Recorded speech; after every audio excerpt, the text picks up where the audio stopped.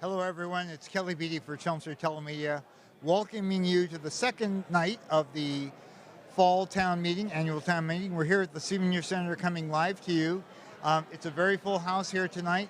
There's a buzz in the air, and that buzz is because we're going to vote on a new zoning district here in town. Now, I'll get to that in just a second, but let me kind of recap what happened on Monday night.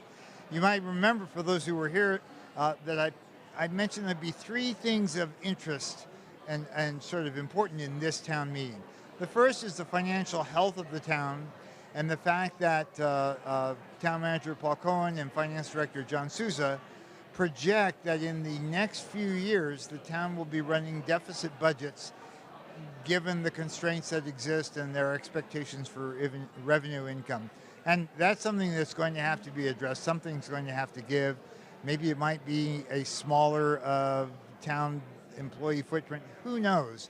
But that's something that we'll have to look forward to in the next few years.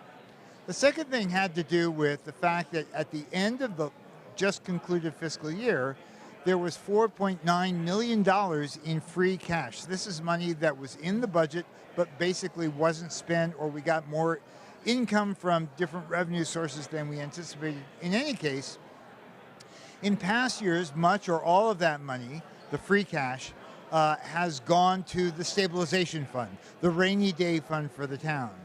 And the interesting thing is that the town managers target about 10% of a year's budget for that rainy day fund. Well, we have $16.75 million in the fund right now, thanks to efforts to stock up on free cash from years past. That means that the town did not want to recommend actually adding more, but instead using that money to fund some desperately needed capital improvements. Now, you might remember that when the budget is passed at Springtime meeting, there is a capital improvement budget, but it never comes close to actually taking care of all the things that could be addressed on the list. Things like new roofs on schools, things that are or a new fire engine, whatever. Those are all often very expensive and beyond what a single year's capital budget can handle. So this $4.9 million was really kind of a godsend in terms of being able to fund more projects. And some of the projects that the town meeting reps passed on Monday night include, for example, $1 million set aside for a new roof at the Parker Middle School, $100,000 for an emergency supply system at the police station, $400,000 for electrical switching gear at the Chelmsford High School, and so forth. So that money was all spent. There really wasn't a lot of opposition, and surprisingly, I think, because usually when free cash, especially that much, is brought before the town meeting reps, somebody always gets up and says, well, maybe you should give some of that back to the taxpayers as a rebate on our property taxes. And that didn't happen. I found that a little bit surprising. Now, for tonight, most of you know that Maxwell's grain and hardware farm supply store in South Chelmsford closed within the past year. And there has been debate within the planning board more broadly about that property and others that have a kind of convoluted zoning footprint.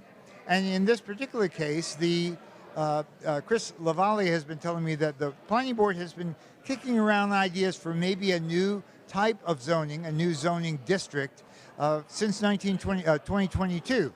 And the closure of Maxwell's and the interest of Lockheed next door for using part of that property as a parking lot sort of precipitated the action that you're going to see tonight. So the planning board will bring forward the idea of a new roadside commercial district light. That is to say, imagine the kinds of businesses like Maxwell's, for example, that you wouldn't mind having in your neighborhood. Not really offensive, kind of benign things that you can peacefully coexist with, because in a lot of cases, for example, the heaviest industry, the zoning 1A here in town, is not permitted to be adjacent to residential properties.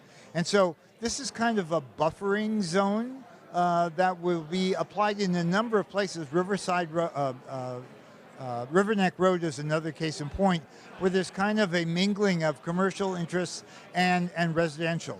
So that discussion will be led tonight by Chris Lavallee, who's the chair of the planning board, something they've been working on for quite some time. And this is a whole series of articles. And the first one, these are the only ones left on the warrant, are these having to do with this new zoning district. And the first one to be discussed will be Article 15, which will be whether or not to establish it, and other specifications will go from there. Let's listen in.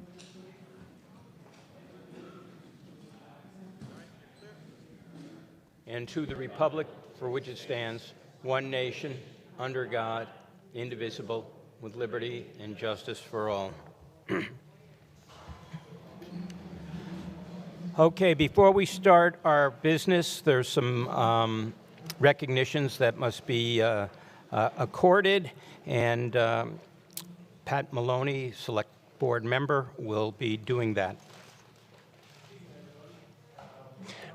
Tonight we're doing 10-year recognitions for a few people, so we have 4 people to recognize tonight. So as we announce them, please give them a nice round of applause and thank them for their service. So the very first one tonight is for Kevin Reddy. Is Kevin Reddy here?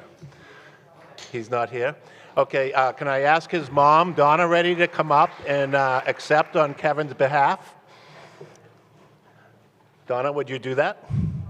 Would you come up and accept on Kevin's behalf?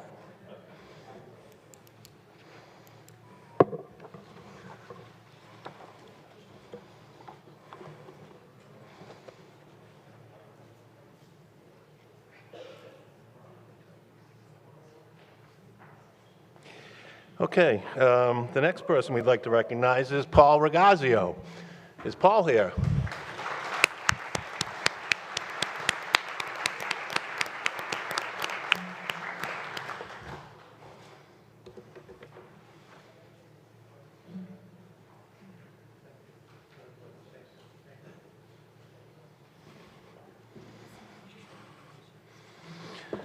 Okay, Anita Tanini, 10 years.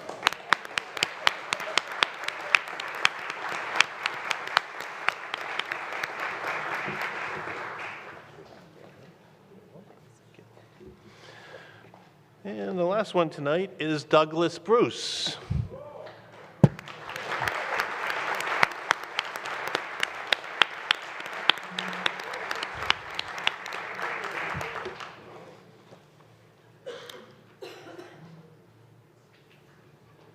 Thank you all. Okay, well, while we're doing the quorum count, before we do the quorum count, there has been a interesting discussion regarding the screen. So we're going to have you vote on which screen you prefer. We have just a couple of people just vote so we can see what the screen looks like when they vote. Okay, thank you. Yeah, vote, 1 or 2 vote no or abstain. Thank you. Okay, so this is screen, what we're going to call the color screen. And what is the option, Ted? Well, I know what it looks like. I just want people to show it, to see it.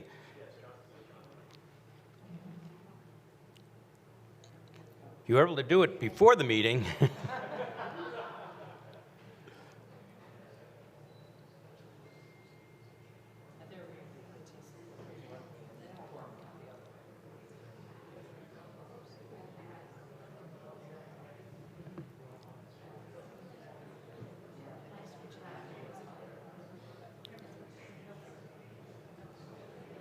Can you just switch it, Ted, at all?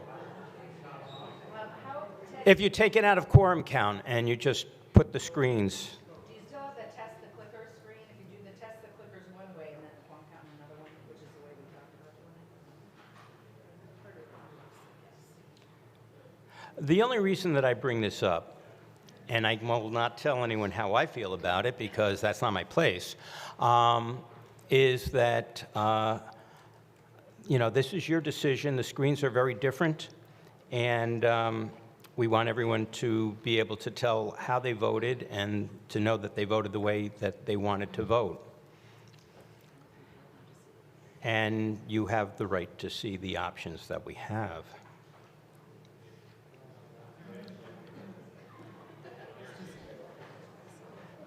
Boy, before the meeting, it was like that.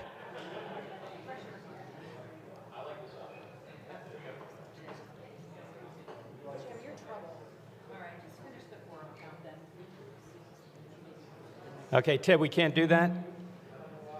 Okay, well, it looks like we're going to do the color, which is, now we will do the quorum count. So please vote the way that you want to vote now. It doesn't really matter, I just need numbers. Up there? Okay.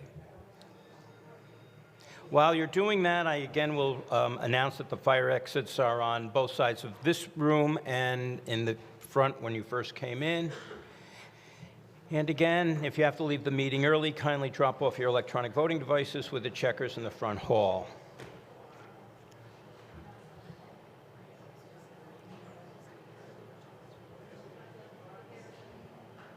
Oh, we've got a quorum. Everyone voted? Okay.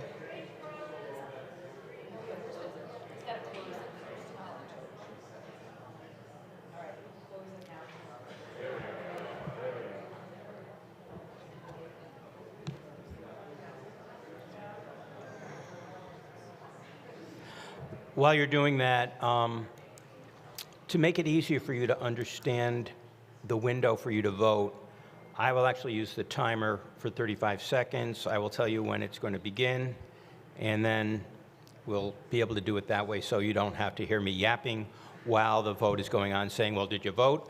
And I will announce for the record that we do have a quorum, so we can commence.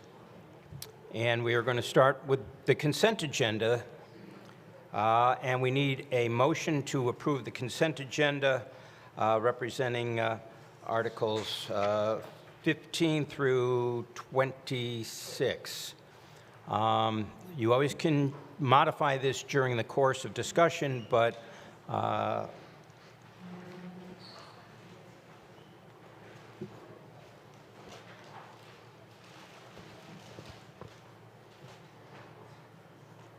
okay.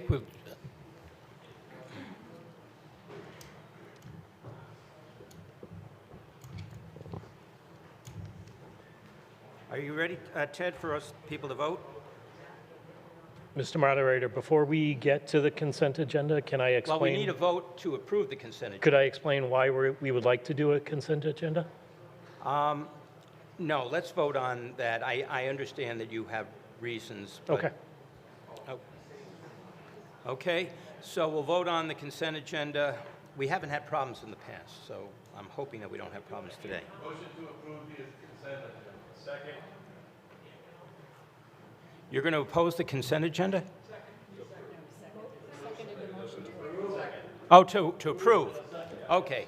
So do you have your screen for the consent agenda?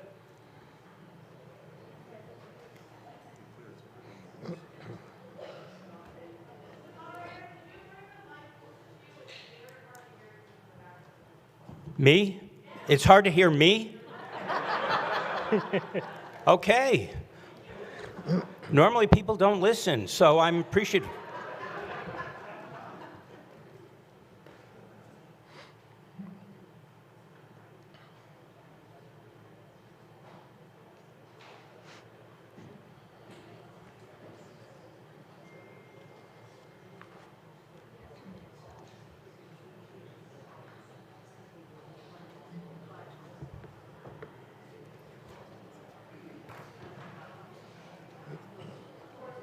Okay.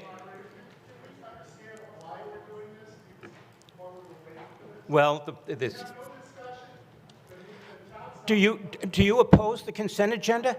Well, then get up there and tell us why. I'm giving you the opportunity right now.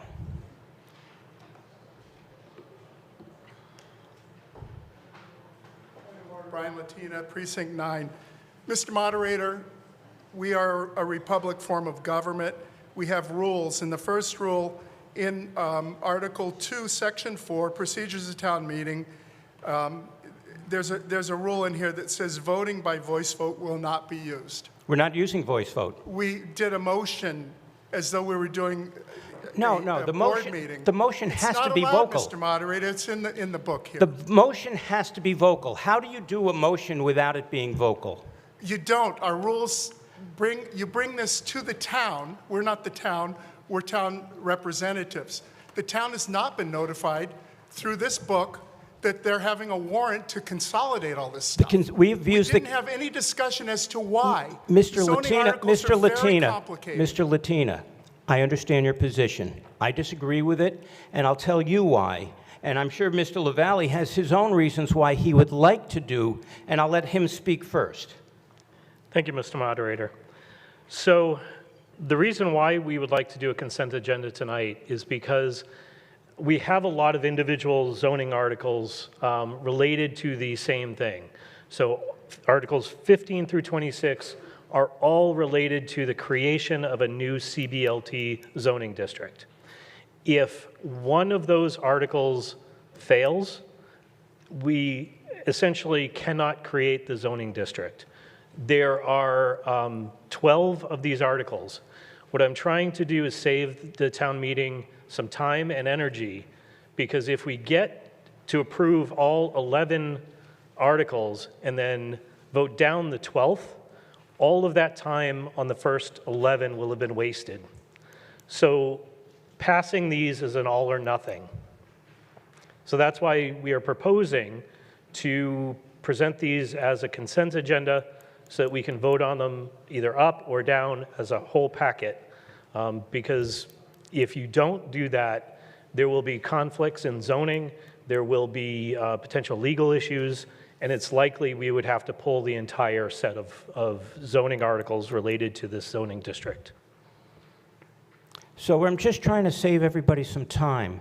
If you don't like one of the articles and everybody votes it down, they'll vote down the entire consent agenda, and we're not wasting all the other time presenting the other articles. Right. As a procedure, Mr. Moderator, we need to understand that. We have not been told that until he just did it now. That's So fine. we should not be voting. We should not be doing voice votes. It's not allowed. And we shouldn't be doing these motions by yelling out to the crowd. It's not legal according to our procedures. Well, actually, we do have had voice votes on, like, motion to adjourn. I hear it all the time. Every time there's a motion to adjourn, everybody wants to adjourn. So let's, but for most of the things, I agree with you, Mr. Latina. Okay? Okay. Mr. We need to Regazio. follow the rules so that we're not doing a different form every time we come in. Thank you. Paul Regazio, Precinct 2. I suggest, and I ask the town meeting reps to vote against this, because we don't really know what's in all of these articles or these positions. So I think we should, and for time savings, we're talking about the future of the town, the future of the zoning.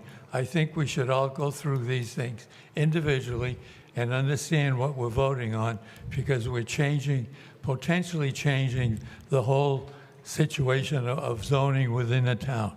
I ask everybody here to vote this down so that we know each one of the articles we can vote on. If one goes down, so be it. This is not a time issue. 1 or 2 hours is for the future is nothing. Thank you. Mr. Moderator, can Yes. I address a point of clarification? Sure. In my presentation, I will go through every single one of these articles and explain them all. I'll actually have slides that show which article I am talking about at which time, so that we will have explanation throughout the entire slideshow on every one of these articles. This vote is just to approve the fact that we are doing a consent agenda, not to vote the articles in or out. I think we should have been told this before we have this discussion. because Mr. I don't Regazio, know every what time we're we have a talking about. consent agenda, everyone hears each of the articles separately. And, as I say in my speech at the very beginning, as I did on Monday, if you believe that an article should be removed from the consent agenda after you've heard the entire presentation, you have the right to go up and say, I want Article 7 removed from the consent agenda, and town meeting will vote on that. Well, I don't know what Article 7 is. I'm That's just the using whole that as issue. an example. That's the whole issue.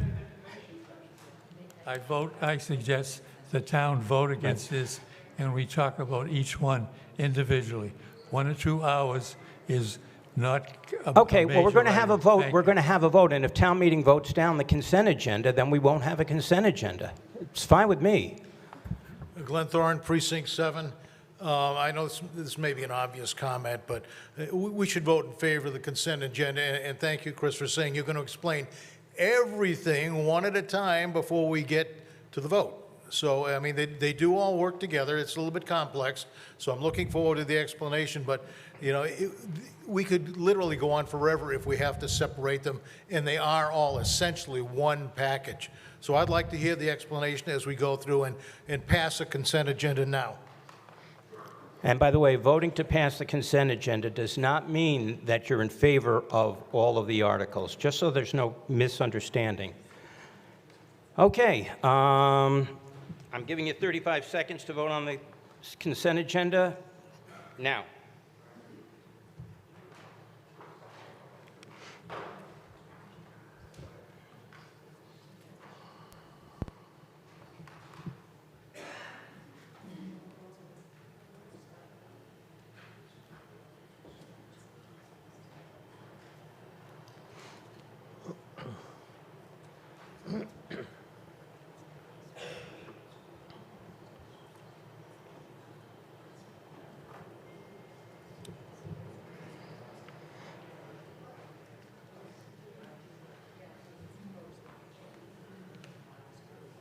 Okay, time is up. I hope everyone has voted. Okay. And the consent agenda passes 98 in favor, 14 opposed, 2 abstentions. So, Mr. LaValle? Thank you, Mr. Moderator. For the record, my name is Chris LaValle. I'm the chairman of the planning board, and I am here to present these articles to you tonight. For those of you who are following along in the slide booklet, the legal articles are on page 41 through 51 for this consent agenda, and the slides that I'll be showing you are on pages,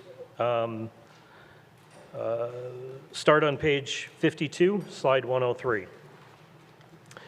I have also prepared a handout for folks that was at the back table. It includes the zoning district key that allows people to take a look at what our abbreviations are, some of the definitions of the different zoning districts, and then some of the slides have tables on them. They're very small, so I provided enlarged tables for you in this handout.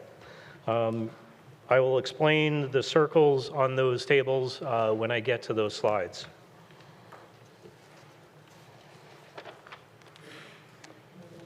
All right, so let me jump ahead to my slides.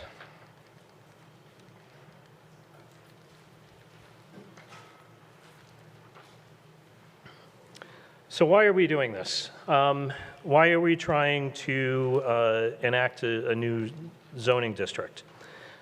In late 2022, we worked with the Northern Middlesex Council of Governments. That's a regional planning agency that serves the greater Lowell area. And we worked with them to perform a study to look at the zoning conflicts in town. They had identified a number of zoning conflicts, and we have different options to mitigate. We can create new overlays. We can look at changing the zoning in current zoning districts, changing uses in those districts. We can add new uses, subtract different uses. We can do a combination, or we can create new zones. And what we realized is that the most effective solution in most of these zoning conflicts is likely to be a new zone. So what we did is we used Kate's Corner as a model. We started with that area. We'll hear more about it in a subsequent article if this one passes. And we started looking at other areas of town as well as we went on this journey. We realized that for at least some of the zoning conflicts in town, we can create this new CB Light zone. It can be used as a buffer between industrial, IA zone, and residential zones. We can also use it as a replacement for IA, industrial, where there are some heavy industrial uses next to residential. So as we were going through this, we wanted to lessen the negative impacts on residential and other non-IA zones from the IA uses. So what you'll notice here, these are all the bylaw changes we're proposing.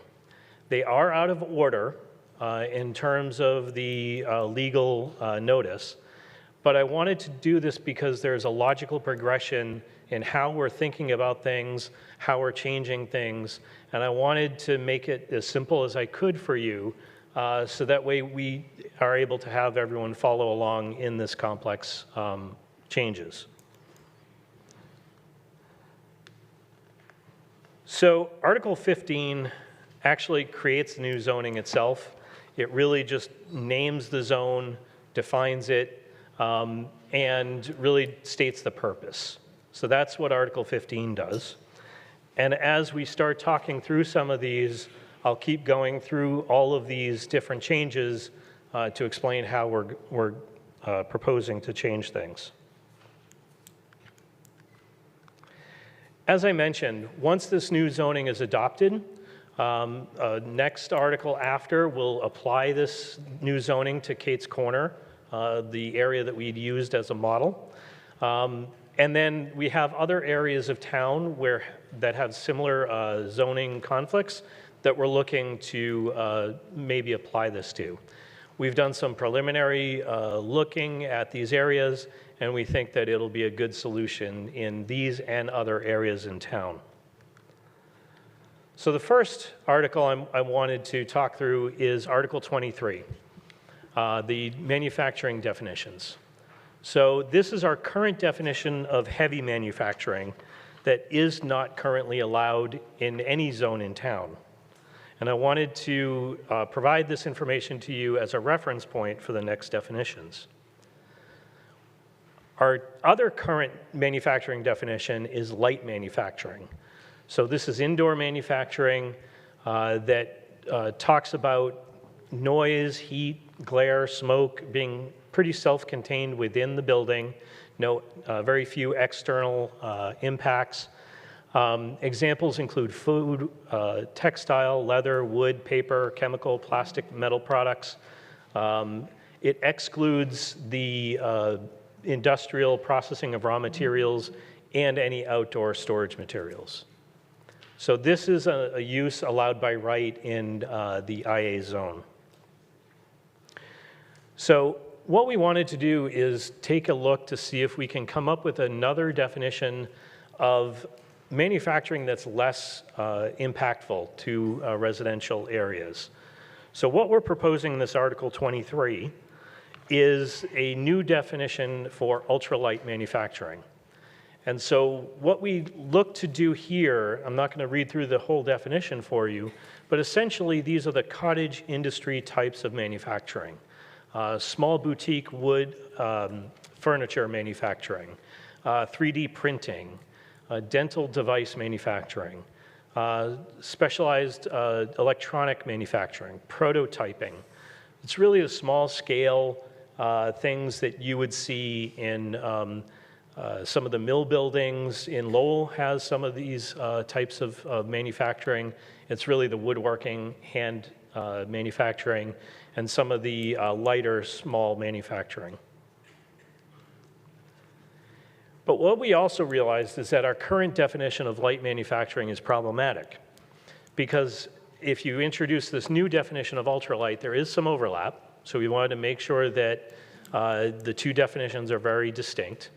But we also noticed that some of the wording in the examples gives the impression that some of the manufacturing itself is, of the material is allowed. So for example, let me go back to this. So the examples, wood, paper, chemical, plastic, the way that's worded, it almost makes it sound like wood manufacturing and paper manufacturing is allowed under light manufacturing. And as if anyone here has been in upstate Maine, you know that the paper manufacturing is not a light manufacturing. So we wanted to clarify this and make sure it was very clear in the new wording. So we talked about paper goods as opposed to just paper. So we cleaned up this definition a little bit and then made it very distinct from the ultralight manufacturing. And so I wanted to present this clean version. You have the markup version in the slides, and you also have this version. So that was Article 23. Article 16 is where I'm going to start referring you to the handouts with the tables, because these slides are difficult to read. So in the use tables, we have, I wanted to include some of the neighboring zones for comparison. So RB is a residential zone. CA and CB are two commercial zones. IA on the right side is industrial, and then our newly proposed zone, CBLT, is highlighted in yellow. And so what we did as a planning board is we went through every single use in the use table, looked at the use that was allowed in the neighboring zones, and then looked at what the impact might be on neighboring residential, what the benefits to the town would be. So we took the best of all of the zones in the area and brought them into this new zone. Anything that was some of the more impactful, negatively impactful uses, we left out of this zone because of where we're putting it. So if you look at some of the circled examples, you'll see things that we pulled in from the CB zone, things that we pulled in from IA, and things we excluded, we did not pull in. So some examples: motor vehicle towing, storage, general repair. Those are allowed in the CB zone, but they're not allowed in our CB light zone. Contractors' outdoor yards. They're allowed by special permit. That's the PB in CB and IA, but they're not allowed in CB light. So anywhere you see a PB on this use table, that's special permit. Anywhere there's a Y is by right. Anywhere that there's an N, it means it's not allowed. There are also Roman numerals. Those are footnote references that are immediately following the table. So on page 4 is the footnotes for the use table. So this is what we changed in Article 16. We changed the use table. In addition to the pulling in the uses, we also had a couple additional lines that were added at the end in the industrial uses: parking lot accessory use and also ultralight manufacturing. So ultralight manufacturing we already talked about. We're allowing it in the CBLT. We're also allowing it in IA, because light manufacturing is allowed in IA as well. So we wanted to make sure that the lighter use was also allowed in the same zones as the heavier use. BA is the zoning board approval. So that's a special permit by the zoning board of appeals. So both the planning board and the ZBA are allowed to provide special permit votes, and some uses refer it to the ZBA, some uses refer it to the planning board. The parking lot accessory use is a definition that I will get to in a moment, but essentially, if you look at the footnote, historically, we've allowed parking only on the property where the use is set. But because some of the properties in these zones are very small, they don't always have enough room for the parking lot. So what we wanted to do is allow businesses to use an adjacent lot if they're able to purchase it and acquire that lot. We wanted them to be able to use that potentially as an accessory parking lot if needed. That allows them to come into an area that might otherwise not be allowed by the dimensional requirements. We did not want really standalone properties with parking lots in a private situation. So what we did is we made it a requirement that it had to be an adjacent lot and within 300 feet of the principal use. So we wanted to make sure that they weren't just standalone parking lots hanging out in the middle of neighborhoods.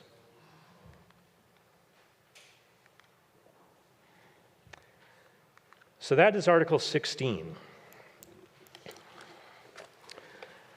Article 24 still relates to the use table, and this is more of a housekeeping article. As we presented this information to Town Council, he made us aware that while we added these uses to the zones that we were looking at, we needed to make sure that even if we were not allowing them in any other zone, we had to officially vote in the entire row in the use table. And so that's what we did here. If you notice, the commercial and industrial accessory parking lots are only allowed by special permit in the CBLT. They are not allowed in any other zone. The ultralight manufacturing is allowed by right in the CBLT and the two industrial zones because the light manufacturing is also allowed by right. Same thing with the special permit for the CB zone. We wanted to mirror the heavier use.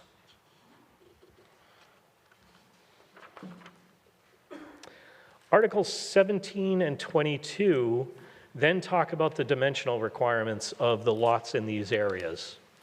And so what we wanted to do is make sure that we are balancing the needs of the businesses that we're looking at in the zone, but also respecting the neighbors, which are likely residential.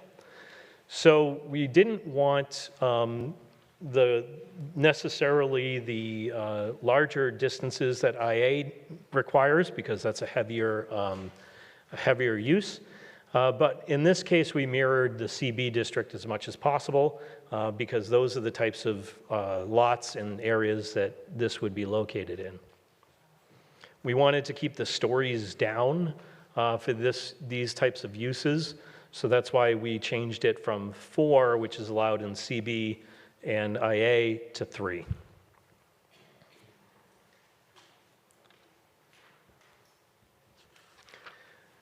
The next article relates to the SEAD overlay. We're not changing anything in the purpose and intent. This is just a reference slide for you to have so you're aware of what the overlay is, what its intent is, what the reason for the overlay is, why it's used in town. And building on that, we have specific dimensional requirements for the overlay itself. So anywhere that this overlay is used in a CBLT zone, we wanted to make sure that we had the dimensional requirements for that overlay that kept in mind where we're putting it and the underlying zoning. You'll see the differences here in some of the zones. This is also in that zoning handout. So all of these tables are in that handout that I provided. And we wanted to, again, mirror what we had in the CBLT, or the CB zone, sorry, because that's the type of area that we were putting this into. It is the Community Enhancement Investment Overlay District.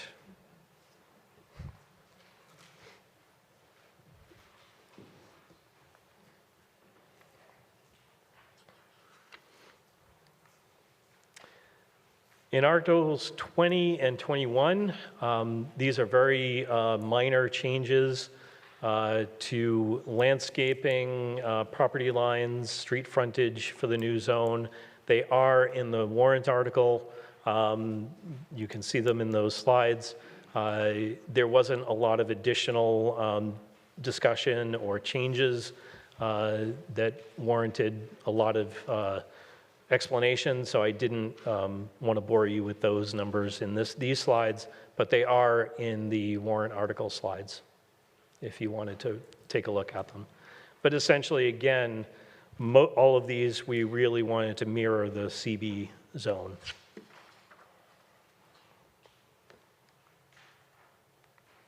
And those are all of the articles that are in our CBLT consent agenda. Okay. Does the Finance Committee have a recommendation regarding the articles that were contained in the consent agenda?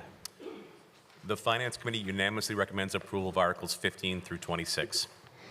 Does the Select Board have a recommendation? The Select Board unanimously recommends approval of Article 15 through 26. Does the Planning Board have a recommendation?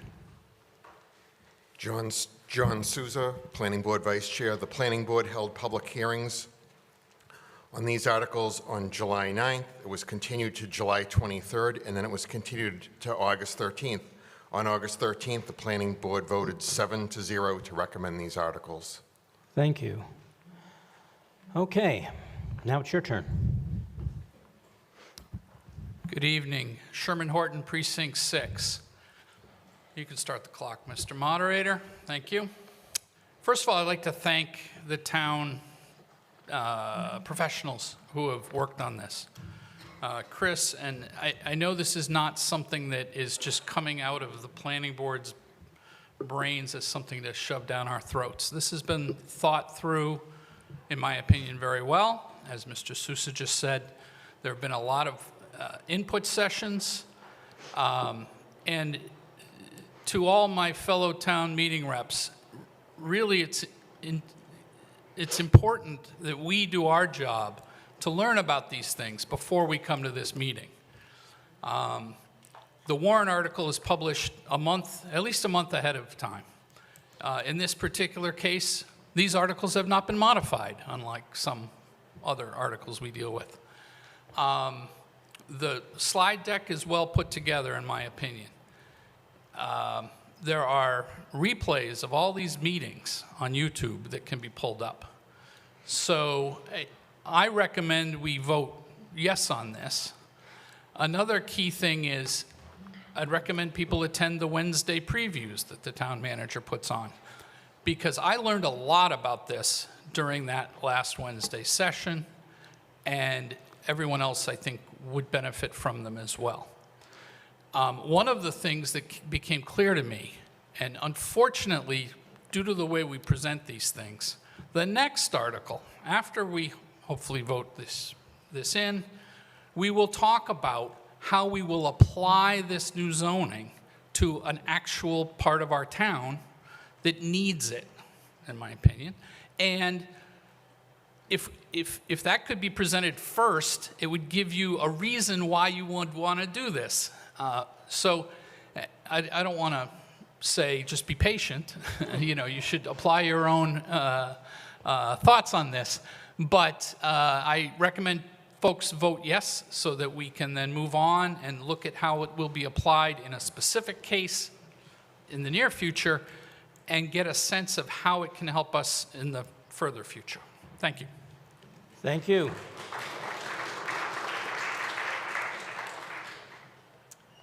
Virginia Crocker Timmons, Precinct 3.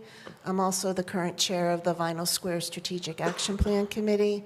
Mr. Moderator, through you to the speaker. At its July 21st meeting, the Planning Board Chair came to the Vinyl Square Strategic Action Plan Committee meeting, and we held a rather in-depth discussion of what the Planning Board had formulated to that date for the CB Light zoning definition and these associated articles. And then we also talked at length about not only those specific Middlesex properties, but other potential areas in the North Village that might be able to benefit from this zoning to mitigate zoning conflicts should that pass. So my question is, between that July meeting and where we are tonight with the zoning articles actually formalized and on the warrant, could you comment on whether there were any material changes to what was discussed with the committee in July? There were no material changes. We made some adjustments and tweaks based on language, legal language that we needed to tighten up a little bit because of the legal review from town council, but there are no material changes to the zoning itself. Thank you. You can start the clock. At its September 29th committee meeting, the Vinyl Square Committee discussed again the CB Light proposal that we had learned about in July and the potential applications in the North Village area to mitigate zoning conflicts. And the committee took a formal vote and voted unanimously in favor of establishing a CB Light zoning district. Thank you. Thank you.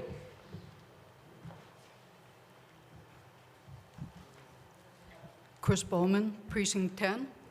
I have a number of questions on the articles you went over. For number 15, the definition for CBLT uses the words transition zone and negative effects. So I tried to find the definition of transition zone and negative effects. There's no legal term for it. It is not found in MGL Chapter 40A, and it's not defined in the bylaw Article XX terminology. So what is the definition for purposes of the bylaw of transition zone, which also would include zoning, which is not in the terminology zoning article, but it is in 40A, MGL Chapter 40A, and also what is the definition for negative effects. These are crucial terms because it's in the bylaw itself. So. Okay, kindly let him answer those questions. Sure. Sure. So in general, not every term in zoning is defined with a definition. Some terms are accepted as industry standard, as pretty typical common sense definitions. Town council reviewed this and found no instances where we needed to define a new term in terms of zoning. I would refer the question to town council to either confirm or deny whether we do need to define these terms in our zoning. So let town council respond because he's asking for town council opinion. John Eichman, Town Council, through you, Mr. Moderator. It is, the chair of the planning board is correct. It is not necessary to define every word in the zoning bylaw. Some terms are defined so that they can be used to understand how the bylaw should be applied. Terms that are not defined will be given their common and accepted usage. Frequently, the dictionary or several dictionaries is referred to if a definition is required. In this case, though, I would point you to one thing in particular, serves as a transition zone. While that term is not defined, I think the changes themselves that are proposed to the bylaw will tell you what a transition zone is. And in fact, what Chris explained was you would see that the uses allowed in this district are intended to be a sort of a middle ground between the district on one side and the district on the other side. That, in a sense, is basically the actual terms of the bylaw that tell you what a transition zone is. So while the word isn't defined, I think the bylaw actually does give you a definition. Thank you. Well, thank you. However, in researching the term, U.S. HUD says, and multiple real estate websites say that transition zone, it really has multiple uses, practices, the way it's implemented. And it's left up to the cities and towns to define it. So because these are the words within the bylaw itself, that goes to actually implementing the bylaw without a specific definition for transition zone, zoning, and negative effects. Ms. Bowman, Council has already directly responded to the transition zone language. So go on to your next question. Excuse me, Mr. Town Council has his opinion. That's what we're relying on. Excuse me. I am representing the people of my precinct and So the whole town. then that's not a question. That is not a question then. Then you're in argument. The question is, what is the bylaw definition for proper execution of transition zone and negative effects? Hold on. That has been answered by council.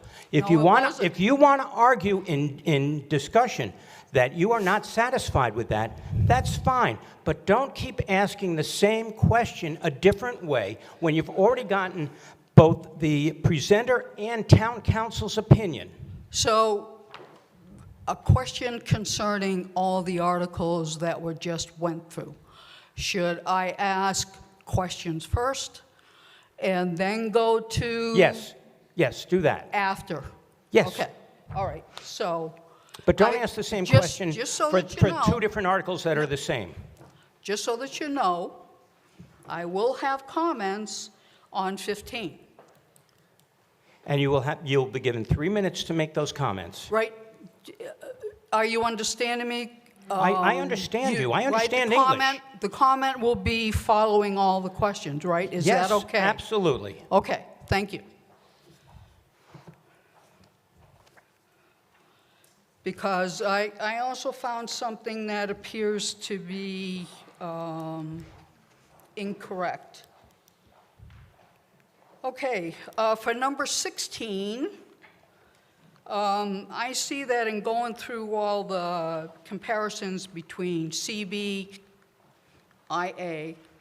and CBLT, that CBLT sometimes agrees with the CB and sometimes agrees with the IA.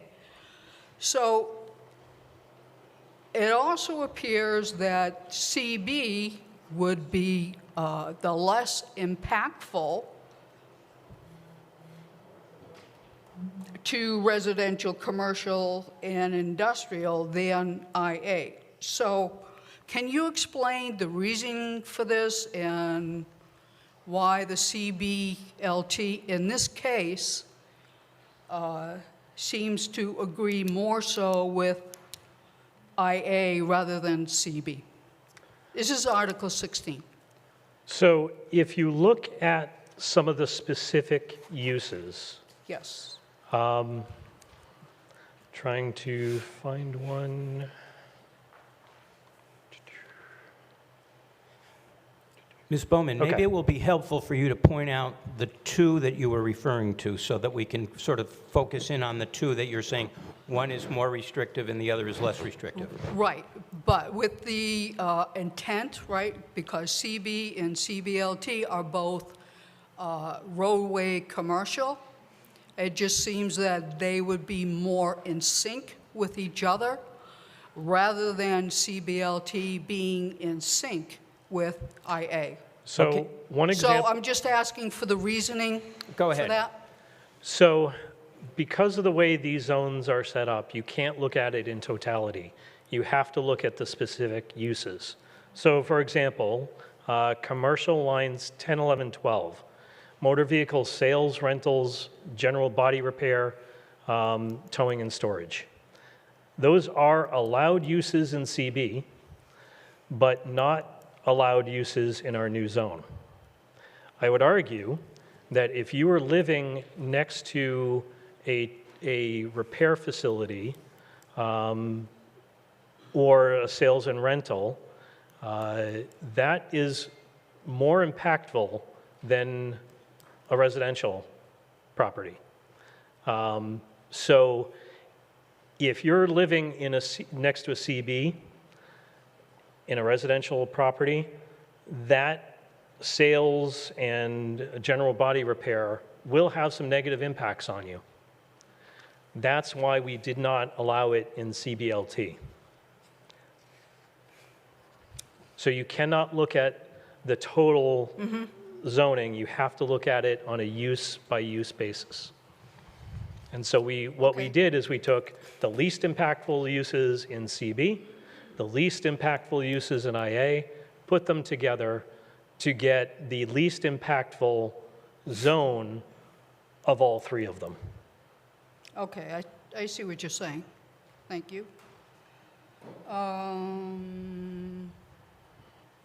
Okay, for number 17, in going through all the differences between CB, IA, and CBLT, it appears that the major benefit, if you can confirm, that the major benefit of the CBLT is lower stories and height level from either CB or IA. Is that about right? That's one of the major ones. If you look at the coverage of CBLT versus IA, IA allows maximum building coverage of 40%. Right. CBLT reduces that to 30. So that is one of the benefits or one of the improvements from IA. But if you're looking at improvements from both CB and IA, you're right, the stories and the height is the key. Well, that's what popped out at me. Yep. So thank you for confirming that. Okay. Okay, for Article 21,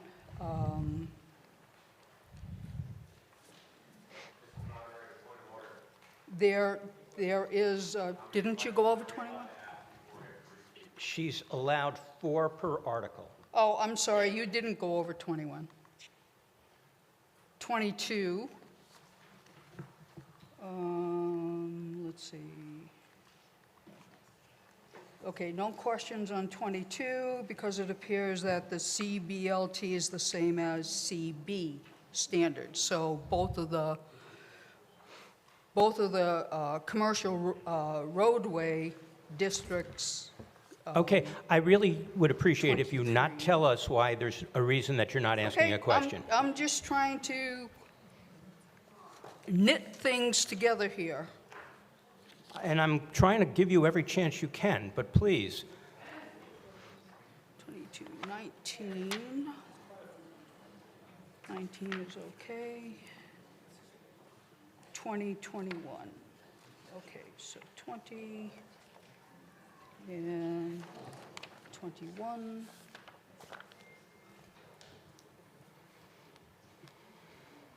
Okay, for 21, there is a big change from the existing, for the landscape street frontage of non-residential uses.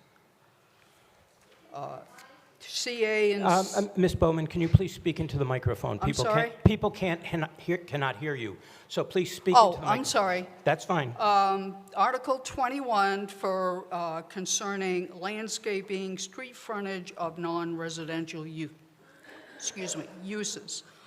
There's a big change from the existing criteria of exempting CA and P and changing that to CBLT, CC, and CD.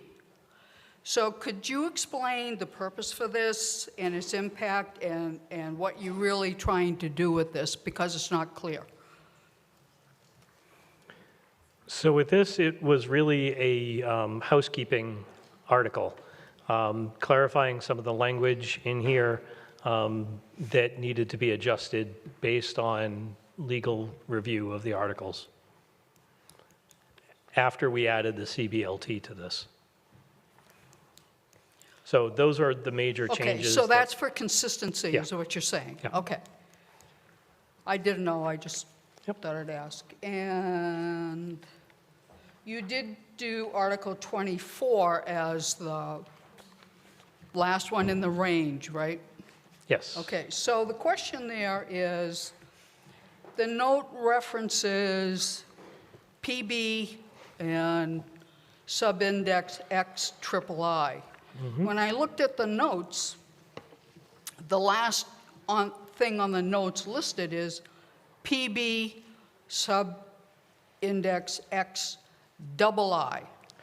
So was this a typo? Was that supposed to be double I and not triple I? Nope, it is triple I, and it's added, there it is, in Article 16. It's a footnote that was added, and it's highlighted in the handouts.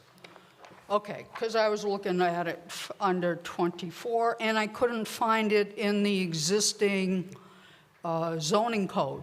Correct. Because It's that's a why I new, went- it's a new footnote that we added for this use. Okay, all right, so that explains that. Thank you very much for that. So if you could start the clock now, Mr. Moderator?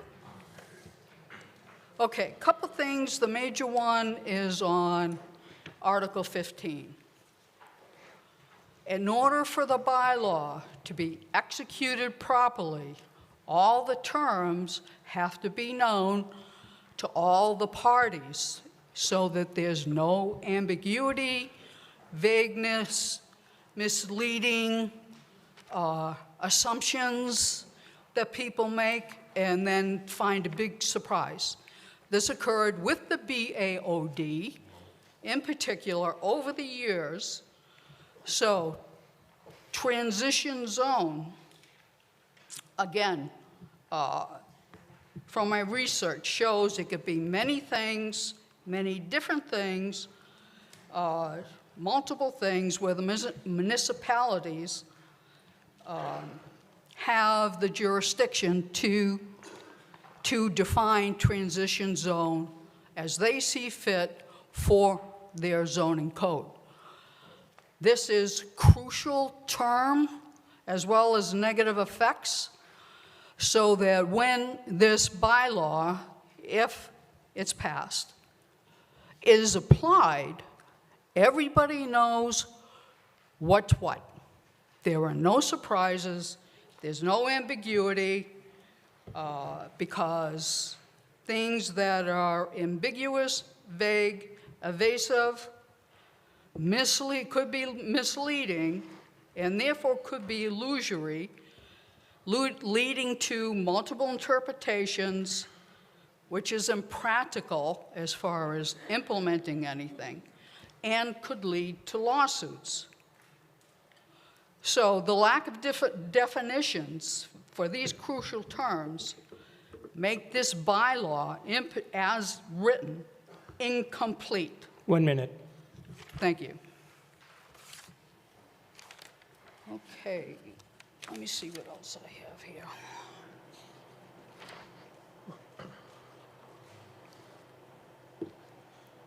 Benefit.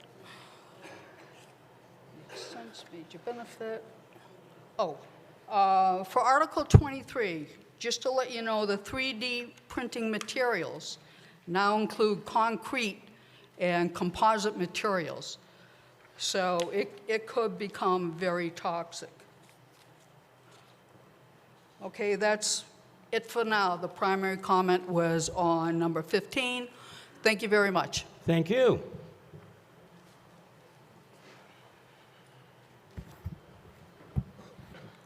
Charles Mooney, Precinct 9, to the previous speaker, through you, Mr. Moderator. Early on in the presentation, when you were talking about IA zoning... Can you speak a little louder, please? Sure. Just step right up to the mic. Early on in the presentation, when you were speaking about IA zoning, you said something about use by right. Is there some use by right that is not in the zoning already? If I'm understanding the question correctly, any use that is not defined in our use table is not allowed. Okay. So we have to have a specific use. We do have in the commercial and industrial essentially a catch-all. So line 9 is retail stores and services not elsewhere set forth, and then it defines the size. So less than 3,000 gross square feet per structure is allowed by right. And if you notice, the larger ones, or the medium ones, 3,000, 5,000 are by special permit, and more than 10,000 gross square feet is not allowed. So if it's not specifically defined, it goes by that use, that generalized use. Thank you. Yep. I thought this was very well thought out and put together. Thank you very much. Sam Polden, 16 Berkeley Drive. I have two quick questions. First, excellent presentation, by the way. Thank you. And during that presentation, I heard you say that this consent agenda is an all or nothing, because if we don't accept one of the warrants, the district can't be created. Is that correct? Well, it probably could be created, but it would create a lot of legal problems for us. There would be things missing, depending on which article is removed or voted down. There could be setbacks that aren't specified, and that will cause problems. And because of that, we would probably end up withdrawing all of them.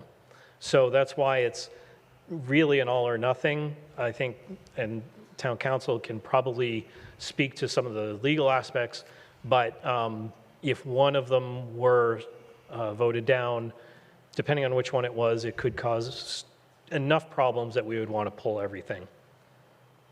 Okay, I guess I'd like a more definitive answer. I think I'm hearing you say you want us to vote for them all or vote it down. Is that correct? Yes, we would like the town meeting to vote all of these articles in the affirmative so that we can create this zone.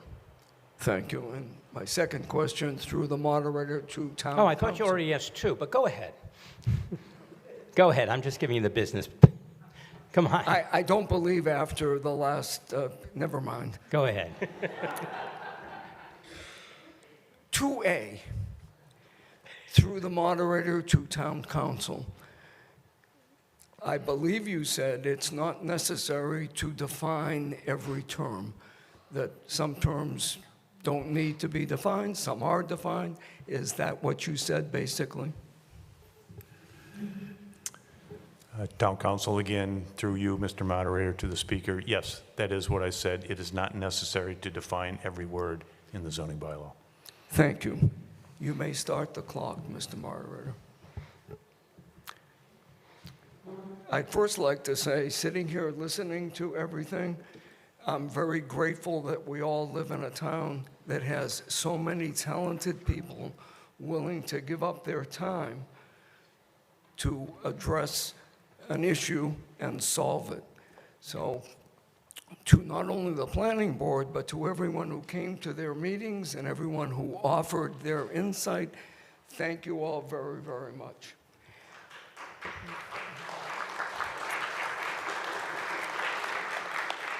I hope that my fellow town meeting reps will join with me in giving a resounding yes to something that I think, having seen a lot of articles from the planning board, really addresses something that's going to make our town just that much better a place in which to live. Zoning is so important. It really is what we're all about. To have a warrant article such as these that really addresses what do we do when something transitions from one use to another that's so much different, residential and industrial, and actually come up with a way to, if we were painting, this would be feathering the paint, I guess. Without having to do a whole paint job, we can kind of blend. And again, I say bravo to the planning board, to the people that came up with this. And I think we have an opportunity to really, on every level, make Chelmsford just a little bit better place in which to live. So please join with me in voting yes, unanimously, not just a 2/3 vote. And again, thank you very much. Thank you. Anita Tanini, Precinct 10. I also sit on the planning board. I've been on the planning board for 3 to 4 years. Can you get closer to the microphone? Yep. I'm a little closer, but I'll try to speak up louder. Can you hear me now? Yes. Better?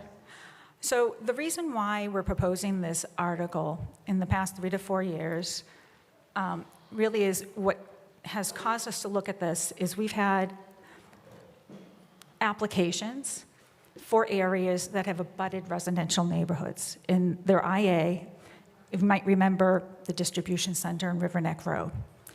Our choices are either we take these uses out of IA or we create a new zone that we can apply that buffers residential neighborhoods and heavy industrial and allows us, people on the planning board, to send a message to these developers that say, yeah, sure, you want to build a distribution center, fine. There are areas where you can build that in town.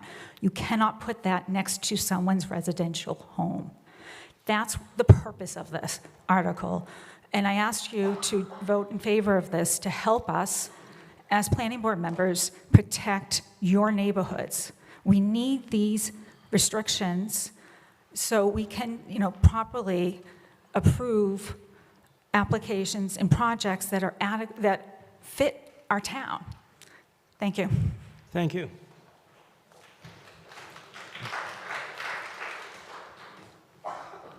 Christine McNamara, Precinct 8. Thank you for your hard work and your presentation. I just had a couple quick questions. Just on Article 21, how did you decide on the 35 feet along the road footage for your shade tree planting? And yeah, I have one other, but yeah, that's the slide, yep. So that distance has been in place already. What we did is we just, again, mirrored the districts that, the CB districts and the areas that were already using that distance in. Is it possible that that could be modified? I know Christine Clancy was presenting on replanting of trees in town and whatnot, and could that be a requirement for light industrials to do every 10 feet or 15? She's done an incredible job with some of the replanting in some of our areas of town. So the challenge for this specifically is that a lot of the properties that this zone would be in, like Kate's Corner, is really small. So if you put too much of a buffer on these properties, you don't have enough room for the building or the parking lot itself. So we had to make a balance between providing enough buffer to keep the use contained and not impinging on the neighboring property, but also being practical enough in a lot of these smaller properties.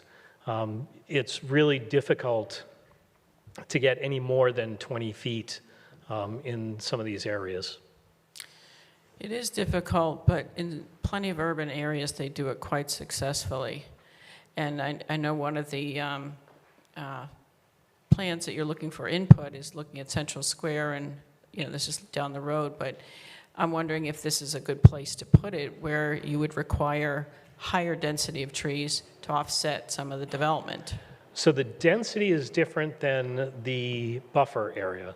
So we can determine the density within that buffer, but we don't want to expand the buffer between the edge of the property and the building or the parking lot. So that's what this buffer is. The 20 feet is between the edge of the property and the parking lot or the building. We can determine as a planning board, and we often do with the planning, with the planting plans, how dense those buffer strips should be. And we often try and increase the density as much as we can. Right. So are you talking about buffer between properties, for example, to residential, or are you talking about the road frontage? Both. So this is related to the street frontage, but we also have a similar thing in the between properties itself. Okay. So the balance is trying to maintain enough buffer without making it an unusable lot. Okay. I mean, it seems like, okay. That wouldn't be prohibitive to ask for 20 feet or something like that. Is that reasonable? I mean, is that worth looking at, or? It is 20 feet in this district. No, I'm talking about, please, having the shade trees planted every 20 feet instead of 35, something like that. So that goes to density. Yeah. This is how big that strip is that they're planting within. So we actually condense the density, so we don't want to spread out the trees more than what's really needed for the tree growth. Okay. We want it denser so that we can, with shrubs and things like that, so it provides a screening mechanism. Sure. Okay. All right. Another question on Article 16. You had two items I just had questions about. Parking garage / structure, that was planning board. That would be allowed in this particular category? Yes. Well, it would be by special permit only, which mirrors the current CB and IA zones. Okay, so for example, if somebody wanted to put, a multi-level garage that was, say, for charging electronic vehicles or something like that at Kate's Corner, would that be allowed?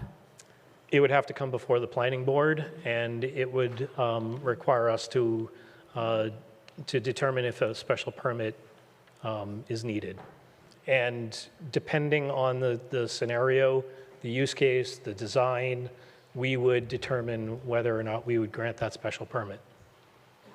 Okay. So that's allowed, it's the same now as it would be in the new zone. Okay. And then one other question, for example, a solar photovoltaic facility. So a place to make solar panels, I assume, or something of that nature? Nope, that is Or is that like a solar field? Yeah. Oh, so that is allowed?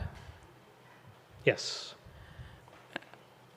And could you give it like an example of what that might look like? Like, and barriers and whatnot, because that, I think, I'm just kind of curious, particularly if you're bordering people's homes and whatnot. There is a project before the planning board right now that is proposing a solar voltaic farm on top of the capped landfill next to the Lowell line. Right. So that's one example. And I don't think that there have been any other. Oh yeah, the Oak Hill property is another example. So we have a couple. Swain Okay. Road.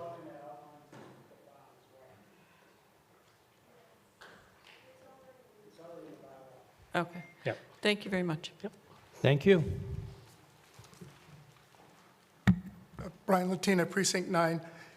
Would the underlay district still be valid? Somebody could still use it for its current purpose if you put this overlay district on top of it? This is not an overlay. We're proposing an underlying zoning that we would then change the underlying zoning for different areas.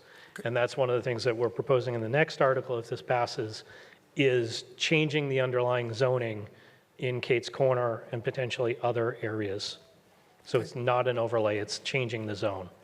The challenge that I've seen with the overlay is that while it can encourage some uses, it doesn't prohibit others. So it still allows developers and property owners to come in at the underlying zoning with those negative impacts. So for example, the warehouse is one example in the IA. The overlay on top of it allows additional uses, but the underlying zoning still allows for the warehouse. We didn't want, part of the reason why we're doing this new zone is because we wanted to limit those negative impact uses. So the only way to do that is to change the underlying zoning. Okay. And you said that there's some buffer, the definition on buffer zone, trees and that sort of thing.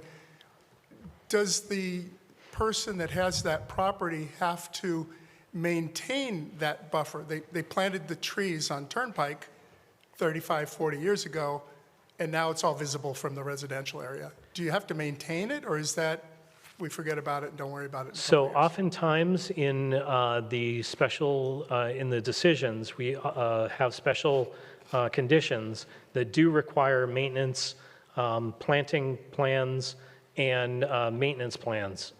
The projects, especially commercial and industrial, also have to file an annual operations and maintenance plan with the town to prove essentially that they're keeping up and maintaining the current conditions. That includes landscaping, it includes stormwater, it includes snow removal and maintenance, things like that. Okay.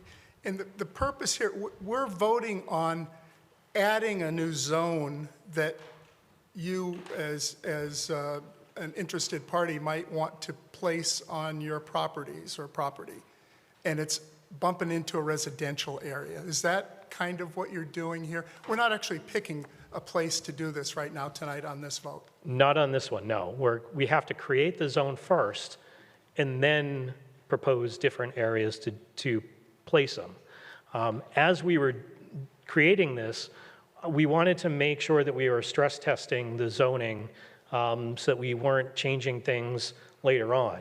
So we did look at a couple different areas, specifically Kate's Corner, which is the next article that we're proposing. And then we did briefly look at the Middlesex Mills as another potential area that might benefit. And so what we did is we looked at the uses that are currently there, the properties that are currently there, to see what would it look like if we did this in that area. And would it benefit the area? Would it cause more problems? Would it enhance the area? Would it solve some problems? And in all of our stress testing that we did, in all of the discussions with the neighbors in those areas, it does solve the problems that we think it's going to solve. Okay. And one more on the residential side. The idea behind this, you called it micro-industrial or micro? Ultralight manufacturing. Ultralight manufacturing. And the design of it is you want to slip it next door to my house if I happen to be bumped up in Kate's Corner. You want to be able to slip in somebody doing woodworking or probably not welding or something like that. No. But No, the idea is to slip it into an area that we traditionally thought was residential for all No. purposes. No? No, it's to put this zone in areas that are either CB, commercial, or IA. So those two zones are what we would be proposing, well, properties that are in those zones is what we would be proposing to change to CBLT. We would not be proposing to change residential to CBLT. But your transition area is residential possibly on the buffer? No. No. No. All of the transitions that we've applied in our exercises so far have been changing an IA or a CB to a CB light. Thank you. Mr. Moderator, you can start the clock. I live on Jesse Road, which is just off Turnpike Road. Turnpike's kind of a funny term. It just meant that they turned the pike and you paid your penny to go down that road on your way to Boston 250 years ago. On one side of the road is an IA district, now with an overlay. On the other side is a residential district. It used to be a farm, cows, that kind of thing, ponds. And Mr. Carey owned that property on both sides of that and came to this town and said, hey, I want to build houses on one side and light industrial on the other. And light industrial means that I can't store stuff outside. Can't store raw materials outside. Can't build a heavy-duty yard that's running 24/7. Well, we threw an overlay district on that, and we put something called a residential buffer zone. Sounds really good, sounded great. Went down and checked. I lived down the street, residential buffer zone. I was told that they would never, ever be able to break into Turnpike Road from my side of the street when I bought the house 30 years ago. Great place to live, can't cut through, can't have trucks driving on in that area and cutting through from Turnpike, turning right or left into the light industrial zone. 30 years later or so, we built an overlay district that allows such things. I went down to the town hall and I checked with our urban developer, and he said, hey, you better vote for this because somebody could put a contracting yard right there on Turnpike Road. And I said, no, they can't. You can't cut through that pavement there. Well, they tried to put a crane service at one end of Turnpike Road after the overlay, and they tried to put a crane service in the middle of that. Right now, there's a bunch of storage units in there that are illegal. One place, all the trees have grown up so high that we can see it now. Dumpsters being emptied at 6 o'clock in the morning has been a challenge. This is what happens when you have industrial creep.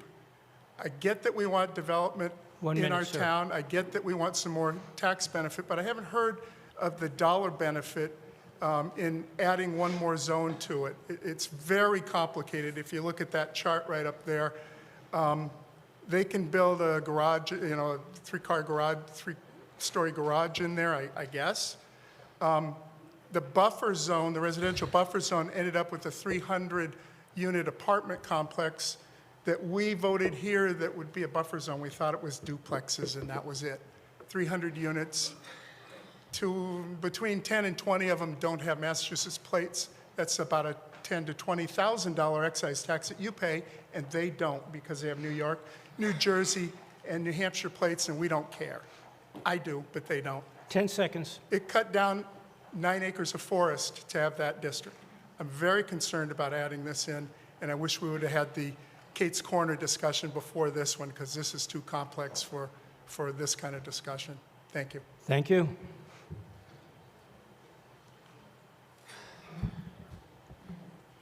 Mr. Moderator, good evening.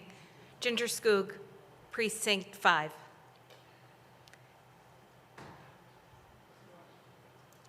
To the Speaker, if this zone does not go in,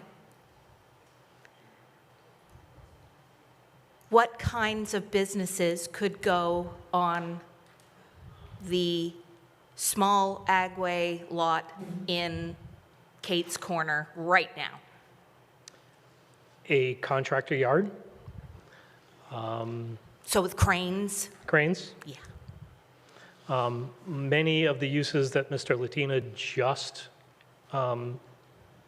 named. So if we don't do this, potentially a crane yard could go in next to Byam School. Yes. Okay. Can we build apartments in this zone? No. Is there an overlay that would allow us to build apartments in this zone? Yes. There's the SEAD overlay. Does that apply directly as soon as we vote on this? Yes. How does that overlay decision get made? It's essentially a planning board. It comes to the planning board to see if there's an applicable use. We determine applicability. The project comes before us. It's essentially a special permit process that we would take a look to see if that, and essentially it's a multifamily use. It's not all residential. It's a multifamily type of project for that overlay. So we would take a look at it, see if it fits the neighborhood, see if it fits the property, and is a good project. So potentially putting townhouses or something like we did in the center across from Bartlett Park might be able to be done at the Agway site. Technically, yes, but likely no because of the shape of that site. Perfect. But that shape and the abutting borders would be reviewed by the planning board in that sense. Yep. Wonderful. Mr. Moderator, could you please start the clock? Not to belabor the point, but a lot of these questions were answered on Wednesday. If you can't make it on Wednesday, they actually film it and put it on the interwebs. You can use the Google to find it. Mr. Loveley has done an amazing job at simplifying this. It's really complicated. And I agree, I wish we could have done the Kate's Corner maps first because I think you guys will see it, but you can't because you have to have this first. This is not the same as the 129 overlay stuff. This is creating a buffer so that warehouses can't be automatically built right next to Byam School, right next to these areas where we have still our sleepy little town. Please vote yes. Let's move this forward so that we can try and get some of this stuff under control. It's really important, and they've really done some thoughtful work here to get through all this stuff that none of us want to wade through. Thank you. Thank you. Anita Tonini, Precinct 10. Ms. Tonini, are you going to be refuting something that someone Just else ask a said? question to the speaker. Oh, you have a question? Oh, okay. Yeah. Question to the speaker. Would CB Light address, should this be applied to the industrial zones on Turnpike, address the concerns and the problems that Mr. Lentina has brought up in his neighborhood? Absolutely. It would likely reduce the negative impacts of the IA zone because that is actually one area where we could potentially put this. We would look at Turnpike Road. We see that there's residential on one side, industrial on the other, and that other side where industrial is a likely candidate for this CB Light zone to prevent contractor yards, to prevent warehousing that is currently allowed by IA. So it would actually, potentially, if it's applied there, it could potentially alleviate some of the issues that you've raised. Mr. Moderator, Brian Latina, Precinct 9, since I was named twice. So we could build an apartment complex on that proposal. I know it's another warrant article, but we could build an apartment complex should we vote to place this new zone on that Kate's Corner area. And if so, how many units could you put there? So you can do that now, because the SAOD overlay applies to that IA zone and the commercial zone that's there now. The number of units would depend on the shape of the building, the size. I don't know offhand how many units that type of lot would fit. Okay. But it would have to come before the board for an applicability determination first. Usually, if it's just a multifamily without additional storefront or something like that, it has a tougher time getting applicability. If there's a mixed use, it might have a little bit better chance. So if there's a market attached to it, a small pizza place attached to it, that might have a better chance. But if it's too big, if it doesn't fit the dimensional requirements, it would not get approved. Thank you.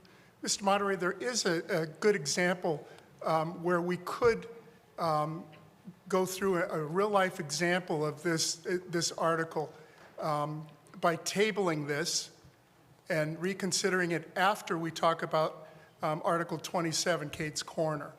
So I would like to table this for reconsideration tonight later, and then we can have the full discussion on Article 27, talking about Kate's Corner, as if this was in place. So there is a motion to table the consent agenda, which is a motion that can be, must be voted on. The effect of that is to then go to the next warrant article, which happens to be, I believe, Kate's Corner, for your consideration. But you decide whether or not you want to table the consent agenda or do you want to carry it forward, okay? So, Mr. Moderator, is there any discussion on this? no. Okay. You don't need a second. It's a motion. He has the right to do this. So, can we have okay, so there's, right now, hold on, let me reset everything here.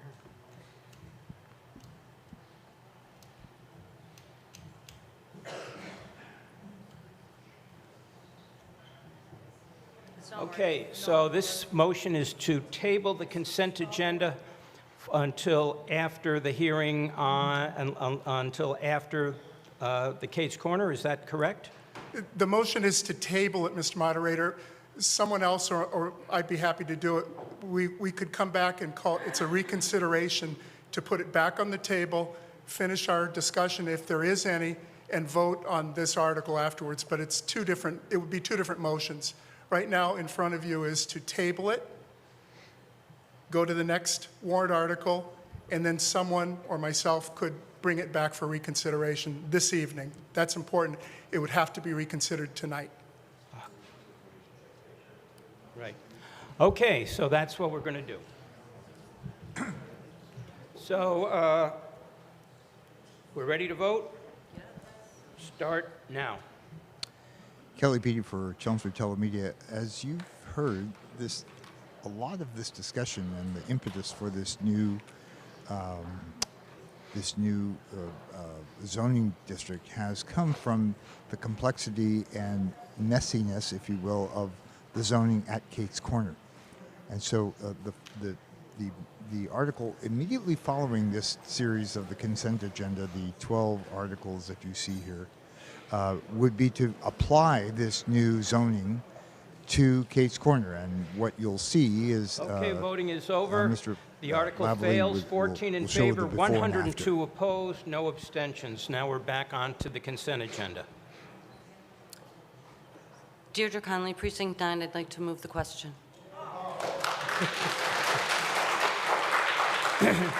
There is a motion to move the question.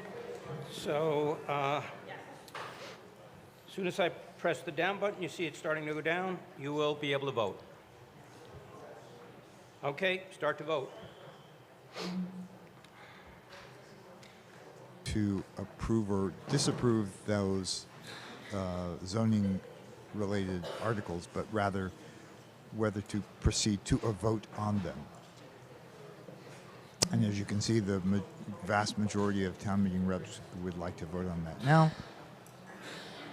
Presumably having heard enough or having had enough confidence in the planning board having done a good job or bad job to render a final The vote. motion to move the question passes 111 in favor, 5 opposed. We will now be voting on the consent agenda. It does require a 2/3 vote. And as soon as the clock starts to go down, you can vote. And it's going down.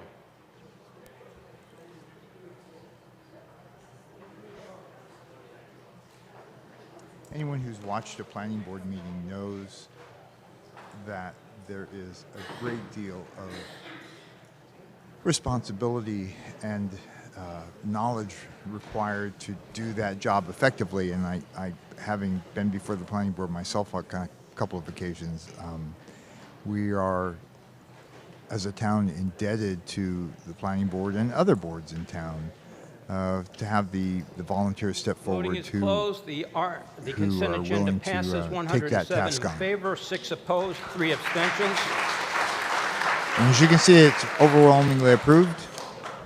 We now move to the next article, which is Article 26. I'm sorry. Obviously, in my old age, I'm getting shorter. We will now deal with Article 26, I thought. 27. 27, sorry.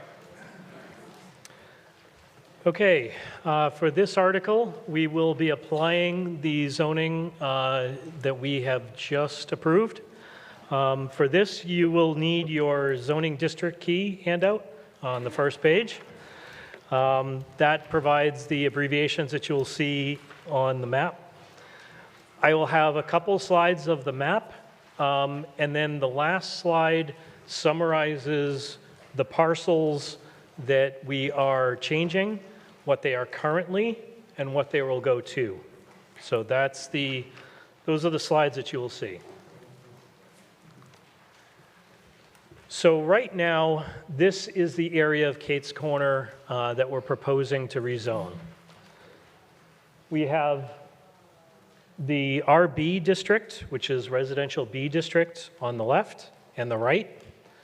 We have CA, which is the neighborhood commercial district, up in the top. We have the CB district down below, which is roadside commercial. We have the roadside commercial here, and we have IA here. This is Lockheed Martin. This property right here, the long, skinny, lollipop-looking property, is the old Maxwell property. This property over here is the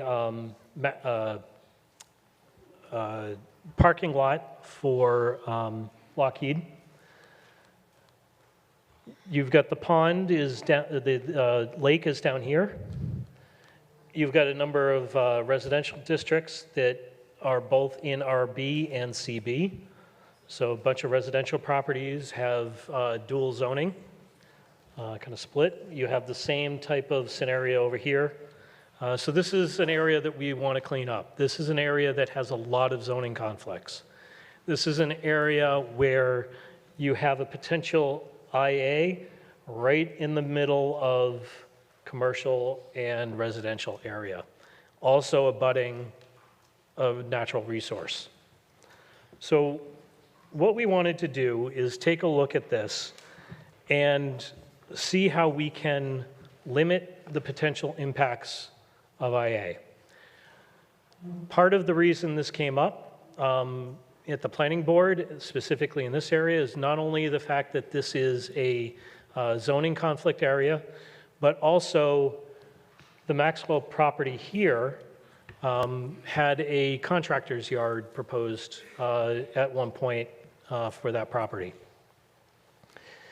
As someone mentioned, that is abutting residential. It's also right next to the school. So that is a use that is allowed by special permit right now in that area.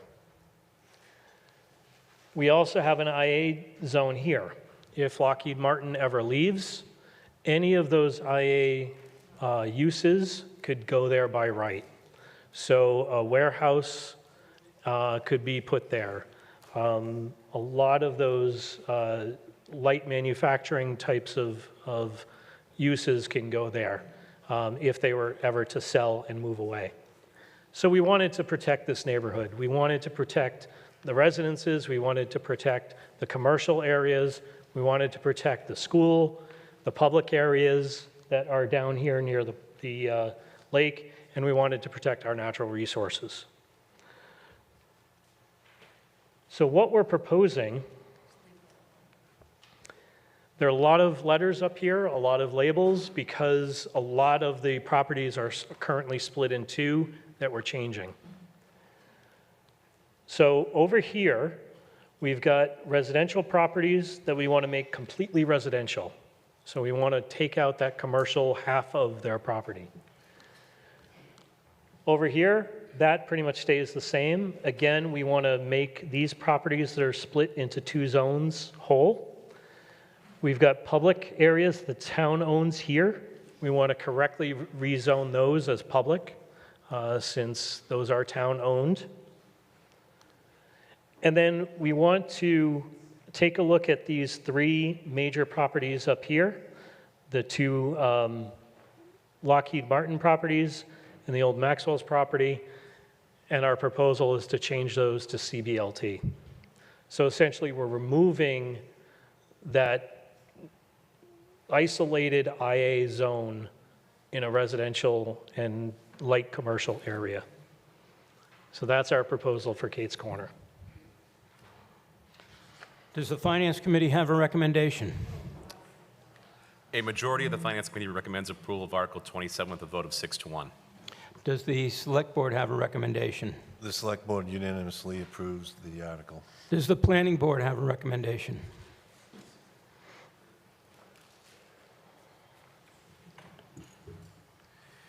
The Planning Board voted at their August 13th meeting unanimously 7-0 to recommend this article.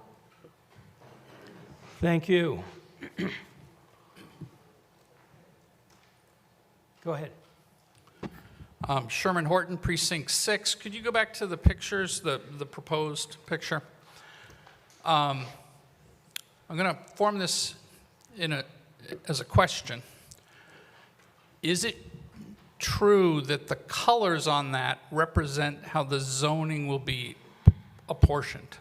No, the colors are from our current GIS mapping, which shows the current zoning. Unfortunately, I can't change the colors easily, and this came up in the Wednesday meeting. I can't change the colors on these slides easily. Number one, I'm colorblind, and number two, it's not easy to overlay the colors. And I also wanted to be able to, in this slide, give you a little bit of an indication of what it's going to and from. In the proposal, you'd have the Lockheed property be CBLT. Yes. Do they currently comply with that definition of light, ultralight manufacturing? Well, there's currently no business there. The Lockheed. Oh, sorry, not the Lockheed. the Agway. Sorry. Yes, they do. So we did work with Lockheed, as we did with all of the neighbors in that area, to make sure that we weren't restricting the current uses. That's something that we can't do as a planning board. We can't change zoning so that it really restricts the current uses, because that devalues properties. Are current uses grandfathered? Like if one was to change the Lockheed property to residential, for example, that doesn't mean that immediately Lockheed has to leave.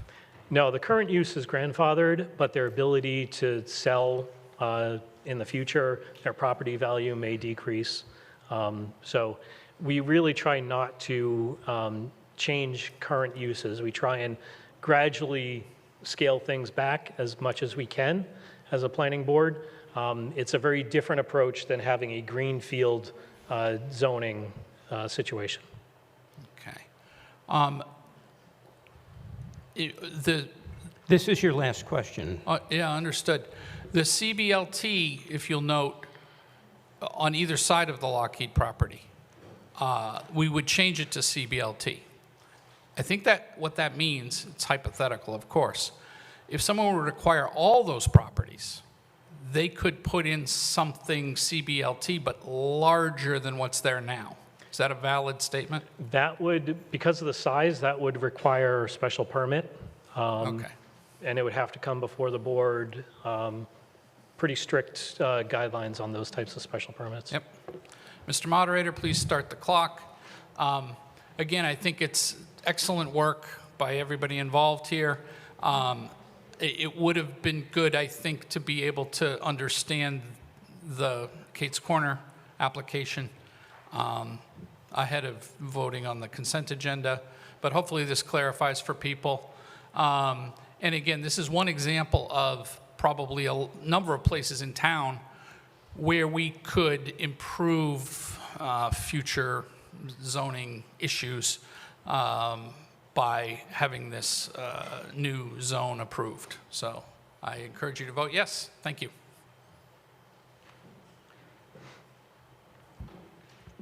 Chris Bowman, Precinct 10. What kinds of feedback did you get from the abutters with this change? So we initially, we had months of informal discussions with the butters to talk through some of the use cases, and that's how we ended up building the CBLT zone. So it ranged from initially very against this type of zone. There were some abutters that wanted it all residential. But gradually, as we went through, developed the plan a little bit more and talked through some of the use cases, we had very widespread support. There may be 1 or 2 residents in the area that are not happy, but they understand that it is more protective of their area than it currently is now. Well, sure. Is there any concern, or do you see anything in the near future that Lockheed might move out of the area, similar to Kronos and Mercury Systems? I'm not sure he's qualified to answer that question. Well, with just, I'm just asking because it may have come up. Then rephrase your question. Has Lockheed Martin given you any indication as to whether they would move as a result? That is a question that he can answer. Okay, the question that the moderator, Mr. Moderator, asked for me. So no, Lockheed Martin was very vocal that they want to stay in town. They want to stay in this property. And that was part of why they worked so closely with us to help us develop this plan. They want to be a good neighbor. They want to maintain their presence in town. They did not want to move. And at the same time, they wanted to make sure that they were being a good neighbor to the area itself. Thank you very much. Yep. Thank you. Glenn Thorne, Precinct 7. First, I want to say thank you for all the work you put into this, Chris. It's been a tremendous presentation. I appreciate it very much. Everything that's labeled P there is owned by the town. I think I heard you said that. Yes. Right. And there's a CA right next to a CA that I think is behind a mobile gas station. Yes. Do they own both CAs? Well, the CB is down here. You see the 2 CAs above all the Ps? Right here? Yeah, those 2, yes. That's Yes. the mobile property? Yes. No, No. it's not. So the gas station is down here. Oh, all right, good. That's why I'm asking questions, just to get my head oriented. I actually don't remember what that business is. Okay, some other building. That's fine. Thank you very much. You can start the clock. This is in my neighborhood. The rail trail is right next to that long section of CBLT there that used to be Agway, that used to be Maxwell's. The rail trail is right adjacent to that green line. It's a beautiful area of town. I think in solving the problem of how to protect the neighbors and convert their properties into RB so they have some protection by that particular zoning recognition is an important thing to do. I'm very familiar with what's going on in Lockheed right now. They're not going anywhere. They'd like to keep that business alive and well and friendly to the town. So I would urge you to vote in favor of this. It's, again, a lot of well-done work. The previous article, same thing, very detailed, but when you look at it, it's not that complex, the way Chris has explained it. So I think this is a great presentation. Thank you very much, and please vote in favor of this. Thank you. Good evening. My name is Vivian Merrill. I'm at 23 Maple Road, which is directly across from the Maxwell site.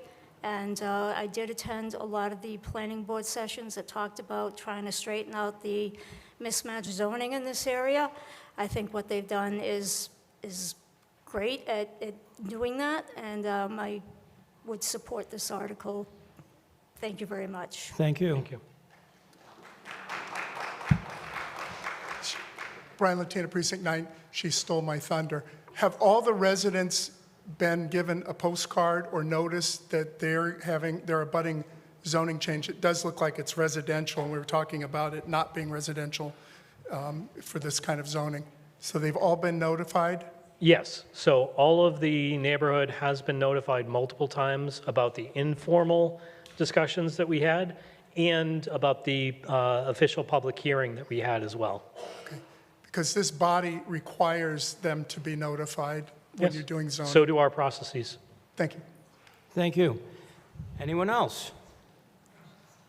There being none, I think we're prepared to vote on, everyone is but me.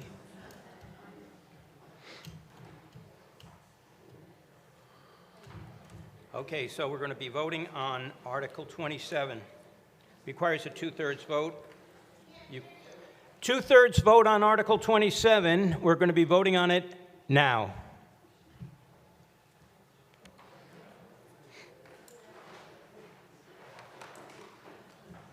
TeleMedia desk, it has been an interesting discussion of, in some ways, carefully shaping the contours of the town, its businesses, its residences, and the planning board, as I mentioned, is to be lauded for all the careful work it does. It is so bound by so many regulations, as you just heard, for example, notifying all of the abutters, and it really seems as if the article everything passes has been 114 done in accordingly, favor, one and town opposed, meeting no reps abstentions. agree.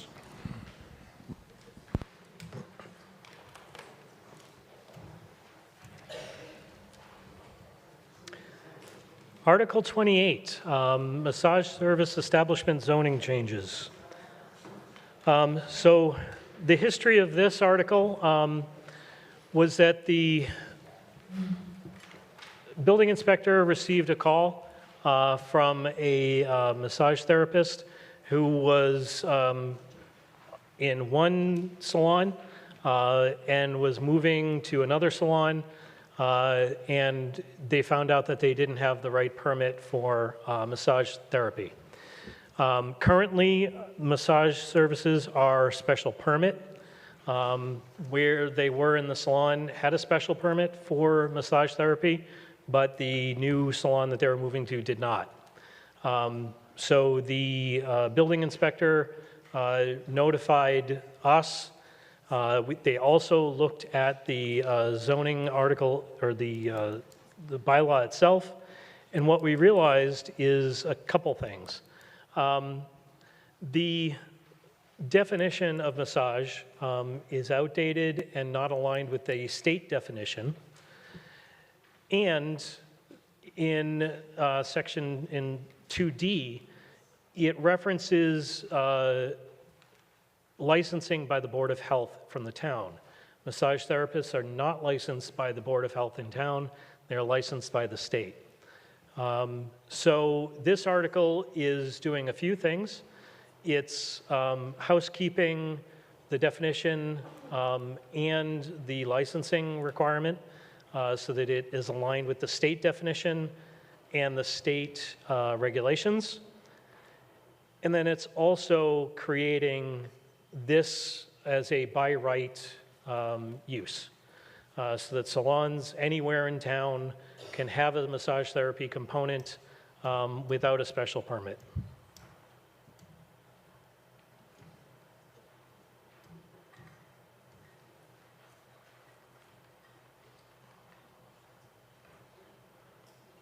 And that is my presentation. Thank you. Does the Finance Committee have a recommendation? The Finance Committee unanimously recommends approval of Article 28. Does the Select Board have a recommendation? Select Board unanimously recommends approval of Article 28. Does the Planning Board have a recommendation? The Planning Board voted 7-0 to recommend the article. Thank you. Any questions?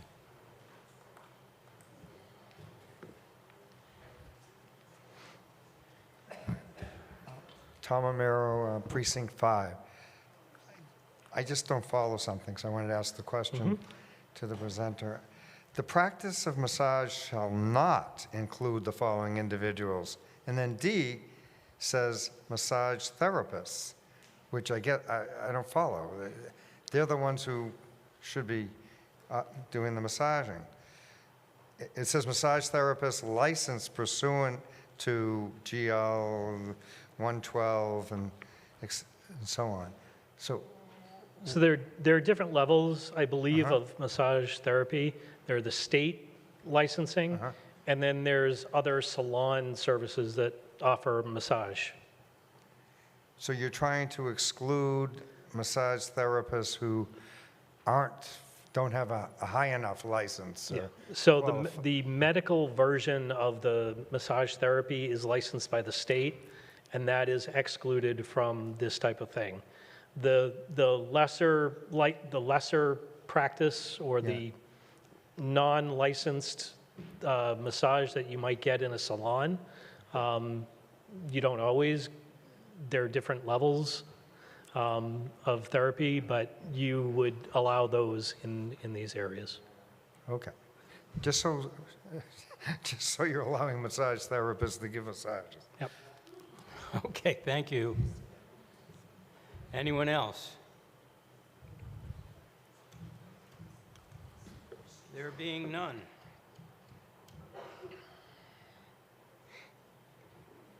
We will vote on Article 28. Again, this requires a 2/3 vote. And you can vote now.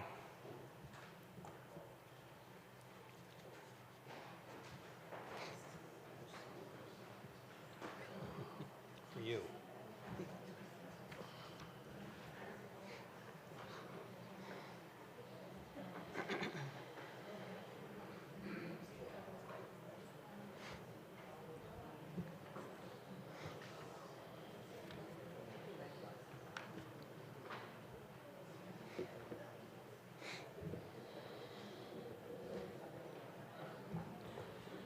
Okay, voting is stopped. Final vote is it passes 113 in favor, 2 opposed, no abstentions. Article 29.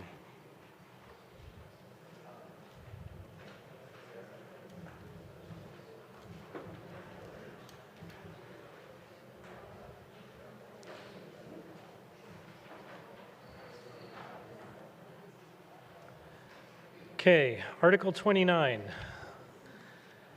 You may recall that we were here last town meeting with this similar article. Just to give you some background for those who are new to town meeting, during a recent zoning review by the Attorney General's office, they did find a few areas of our bylaws that were potentially problematic and suggested we review them to avoid potential conflicts by future planning boards, looking for guidance from the bylaws, and for future lawsuits. And the problematic area was the definition of family in Section 195-108, which could possibly conflict with Fair Housing Act if it were under further review. I want to stress that this current bylaw that we have on the books may open us up to civil action and overturn decisions. And we want to make sure that we're in compliance with fair housing standards, that our bylaws are providing sound guidance to any future planning boards. So that's why we are bringing this back to us at town meeting. So zoning regulates the use of land. Zoning definitions are not to redefine societal definitions. They're used for zoning bylaws and land use. Our current definition of family is not inclusive of different household types, according to the Fair Housing Act. The familial connections are impossible to determine through building permit and certificate of occupancy reviews, and any enforcement could be very intrusive to the occupants. So one of the questions that came up at the last town meeting is, how is enforcement of this type of zoning done? So first and foremost, the property owner is really responsible for compliance. However, beyond that, most zoning enforcement happens when a building permit or certificate of occupancy is granted. It's also based on projects that come to us for plan review and building inspection upon building. Also, if a resident or an abutter feels like there is a zoning infringement, they can request that the inspector take a look at it and address it. There was also a question as to numbers of people in units, among other things. So there are other codes and regulations that do address these specific items.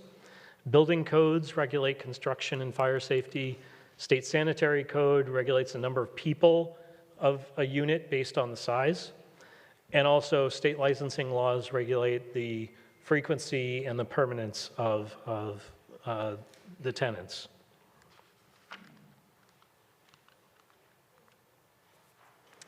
So after the last town meeting, I did some additional research of other towns, because one of the complaints is that we likened ourselves to Brookline. So the definition that you see here is essentially the definition that we had proposed at last town meeting. An estimated 100 to 150 of the 351 municipalities in Massachusetts use this or a very similar definition. I listed additional examples here besides Brookline. Some of them are our neighboring towns and municipalities. In addition to those, some towns and cities also added some additional wording to talk about permanence and distinguish itself from boarding houses.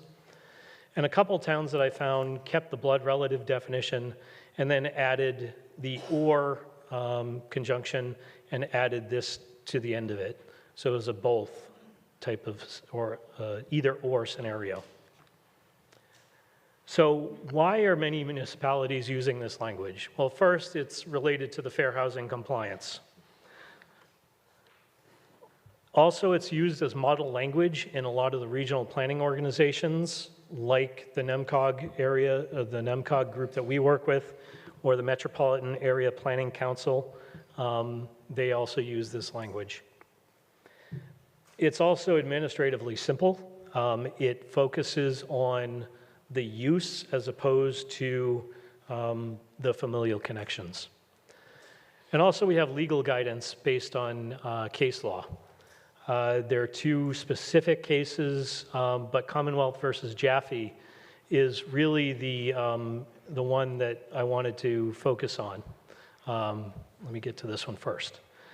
In addition, a fifth reason is because any cap on occupancy in the definition of family zoning could be in conflict with by right ADUs, as determined by the Executive Office of Housing and Livable Communities. So we wanted to make sure to avoid any conflict with that. So as I mentioned, the case law. This case actually does not provide a definition, but it does provide 4 aspects of what they consider an ideal definition. Using the single housekeeping unit language, describing functional aspects of living together, cooking together, shared responsibilities. They recommend avoid using kinship as a requirement. And then they emphasize the unit's stability, permanence, and cohesion as opposed to temporary boarding house situations. So a couple people last time, or since then, have also brought up potential options. Instead of redefining family in our zoning, can we just change the use of the word family in our zoning? There are a couple problems with this. It is a massive effort, so most of our zoning bylaws reference single-family, multifamily, and those types of terms in our bylaws. So we would have to change all of that to single household, multi-household. In addition to that, it's not industry standard. Contractors, developers, realtors, a lot of different industries use single family, multifamily. The state uses those terms. It's everywhere in laws, bylaws, and industry. I also, again, want to make sure to emphasize we're not trying to redefine what society defines as a family. We're only trying to define it in terms of zoning, which defines the use of a unit. So we're coming back to you with some objectives for updating our zoning definition. We want to remove references to degree of kinship in favor of the standard language that many towns, regional groups, and the state recommend. We also want to update the definitions to be more consistent with our codes, clarify the distinction between the transient accommodations and permanent, and then clarify the zoning definitions, really, which are used for zoning in our bylaws. So what we're proposing for a new definition is one or more persons occupying a dwelling unit who share access to common living, cooking, and eating areas, living together as a single housekeeping unit with permanence and cohesiveness. It takes into account all of the components that the cases recommend. It also builds on that standard definition that most towns use. 1 minute. So our request is to vote this in, make the town a little bit safer in terms of our decisions. If future boards come in, use our bylaws for guidance, we don't want to be giving them incorrect guidance. I also want to point out that there was a handout passed around today. I don't know who created it. That was not part of our handouts. I haven't had a chance to review it. I don't know what it says or if it's in favor or opposed. I have no idea. So I just wanted to let you know that that is not a planning board handout. And that's all I have. Thank you. Does the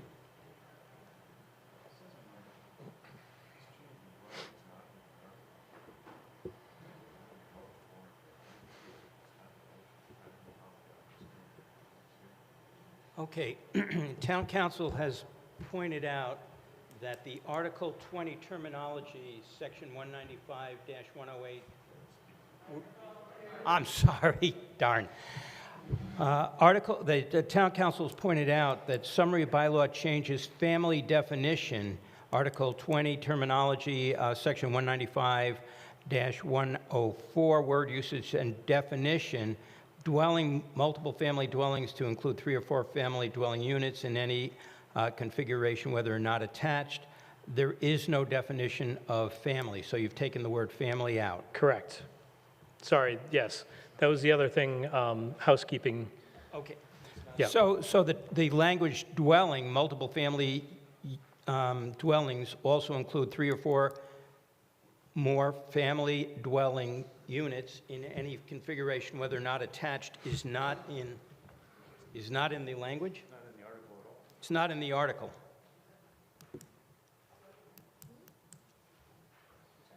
It's not?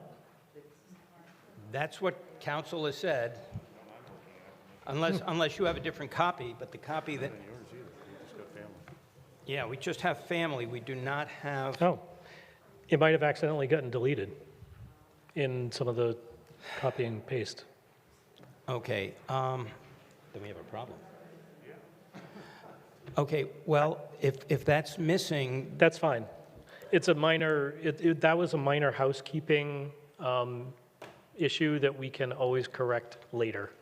That was not the most concerning issue from the Attorney General anyway. So you're just voting on the change, not the other thing that we saw? Yeah. Okay, so yeah, you're I'm fine with not voting on family, you're voting on family, but you're not voting on dwelling? Correct. Okay. Mr. Zaroulis? Oh, I'm sorry, does the Finance Committee have a recommendation? The Finance Committee unanimously recommends approval of Article 29. Select Board have a recommendation? Select Board unanimously recommends approval of Article 20. Does the Planning Board have a recommendation? Mr. Moderator, the Planning Board voted 7-0 to recommend this article. Thank you. George Mr. Arnold, Froulis? Precinct 2. You can start the clock. I'm not going to ask any questions. I urge the Planning Board to withdraw this article. This was before us in the fall. It created great debate. This could have easily been done by adding another definition of household unit. The definition's right there. Keep the family definition and add the words at the end of both definitions. For zoning purposes only, family and household unit are interchangeable. This would save us a lot of time. You wouldn't have to change any other section in the bylaws, and it'll be abundantly clear and should meet all the definitions for the state attorney general. That's my point. I think they should withdraw it. Otherwise, I'm voting no, because I think that's a better option than what this is. Thank you. We were here once before. Chris Bowman, Precinct 10. Please start the clock. First, I'd like to remind town meeting that this was voted down last spring.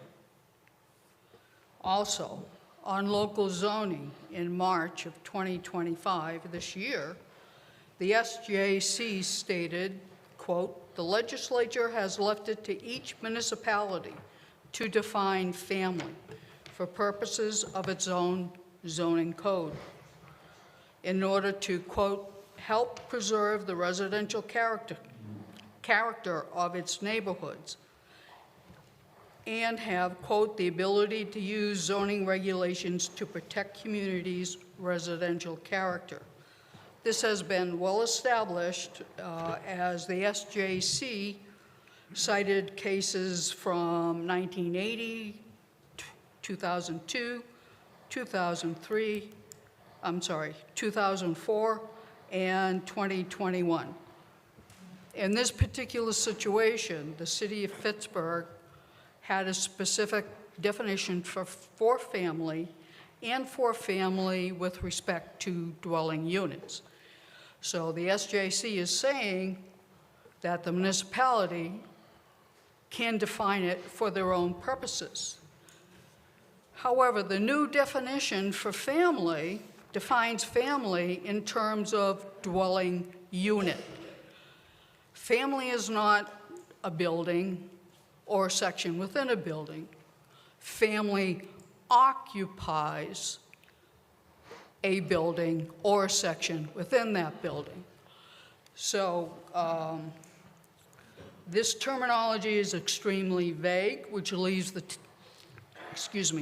town vulnerable to interpretations by other entities such as developers, which happened in the case with Fitchburg. 1 minute. And thank you. And because Fitchburg had a definitive definition, the SJC upheld Fitchburg and voted in their favor. This exemplifies the extreme importance of definitions. Specificity clarifies its intent and purpose and persuades the courts in interpreting them as we so intend. By leaving this definition vague and not in reference to people, but to dwelling units, this is ambiguous and can leave us open to lawsuits due to multiple definitions and interpretations. Therefore, choose self-determination, vote no on this article. Thank you very much. Thank you.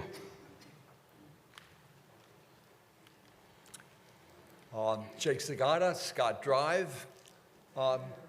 First of all... Can you speak louder into the microphone? Okay. Jake Zagata, Scott Drive. Yeah, your full address, please, sir. Jake Zagata, Scott Drive. No, the full address. Pardon? Your full address. 6 Scott Drive. Thank you. Okay. I don't hear well, so there's a lot of echo in this building, so I'm very happy that we're going to do something about this. Okay? You can applaud to that. The second thing is, but what I'm really here for are 2 things. First of all, the definition of family. And I concur with the lady. One of the things is keeping it simple. I understand that. But also providing clarity. So clarity, if you go to some of the other communities, and they go both ways, but there's clarity about marriage, there's clarity about blood, and there's clarity about a number. And you can put any number you want. The sanitary code, when we go to the ADUs, will talk about numbers.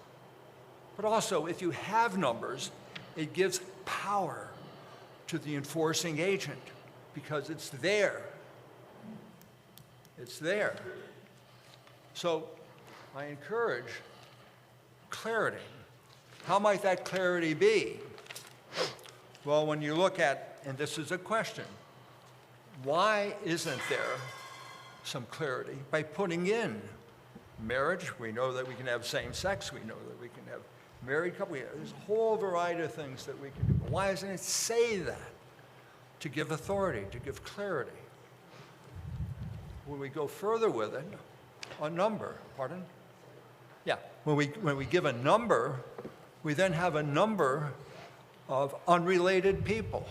Well, the sanitary code will deal with the numbers for some of these areas, but also the number helps with enforcement. It helps solve problems, not create problems. And you can adjust that number to how it fits with the numbers game with the 900 square feet or however these units are going to be.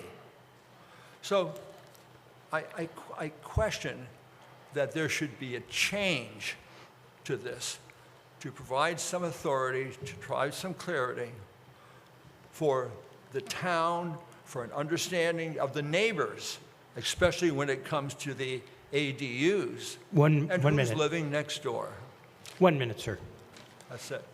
Okay, you're done? So do you have an answer to that? Well, there was no question.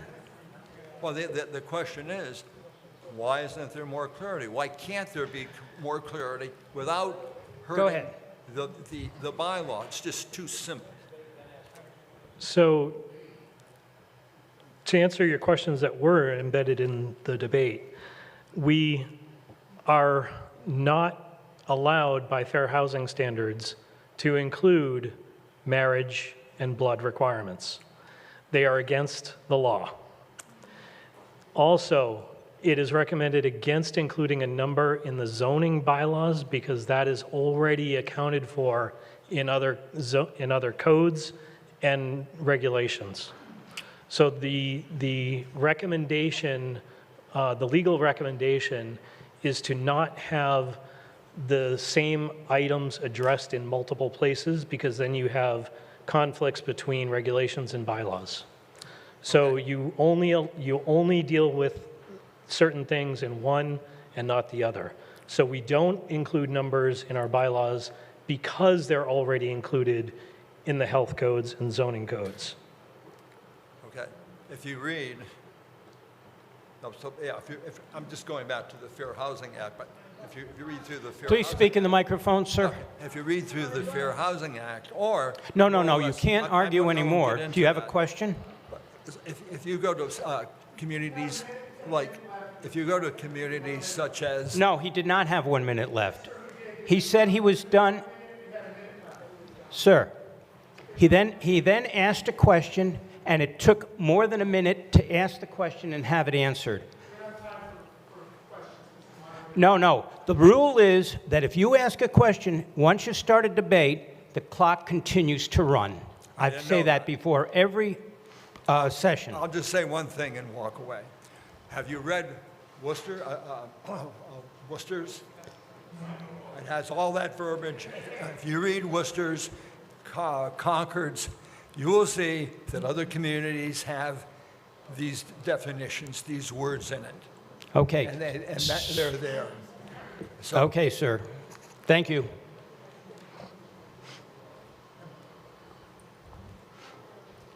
Kathy Tuberty, Precinct 8. Can you hear me okay?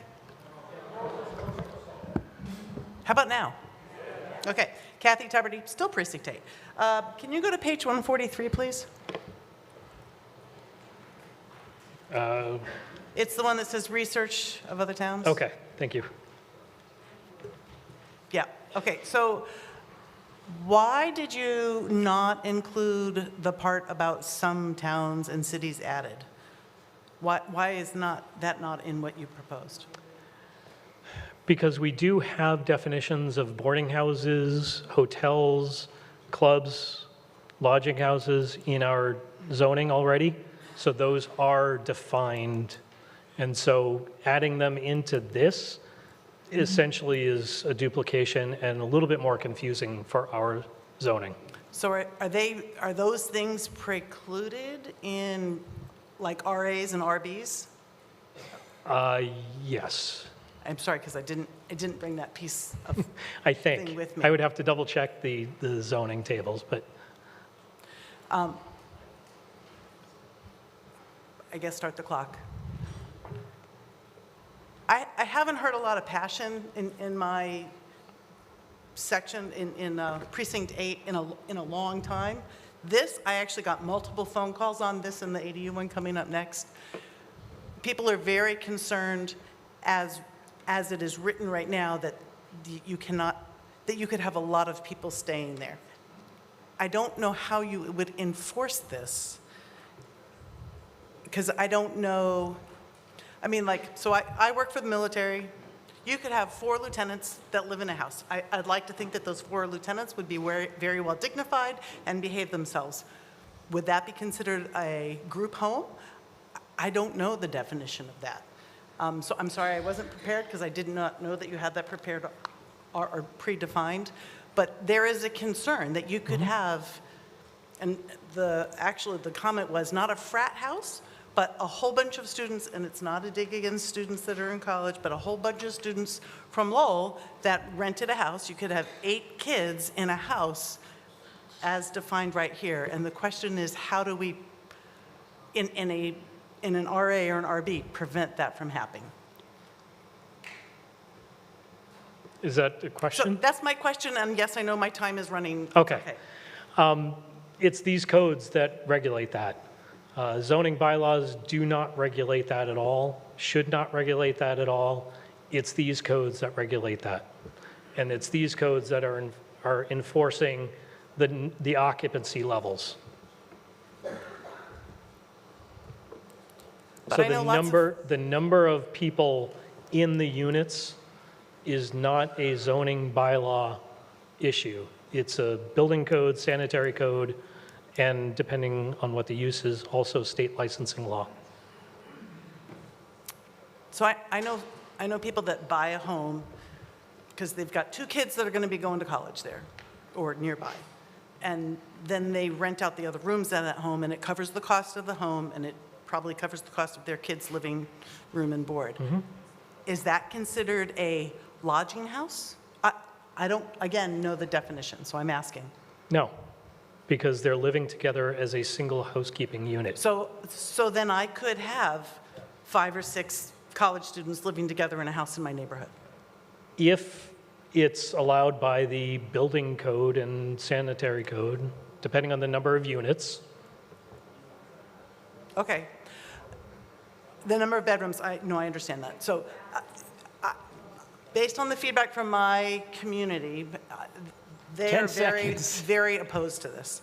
So I just want to express my neighbors' opinions. Thank you.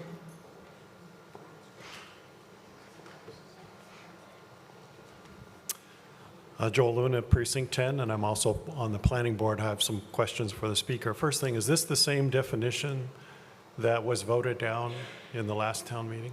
No, it is not. It's a new definition, which is why we're proposing it again, because it is a changed definition. We heard feedback from town meeting last time. We did our additional homework. Just because something fails doesn't mean we don't do homework and try to adjust things and take the feedback in and make things right.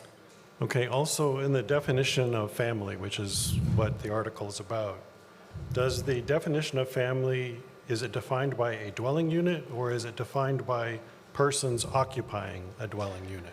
The proposed definition does not define a family as a dwelling unit.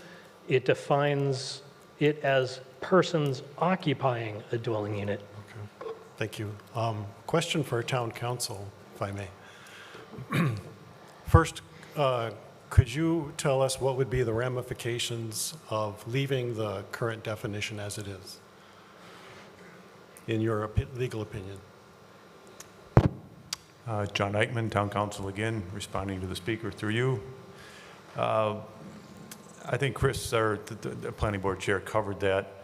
The ramifications are that regulating the use of property by family relationships, by blood, by kinship, is outside the realm of what's allowed in zoning.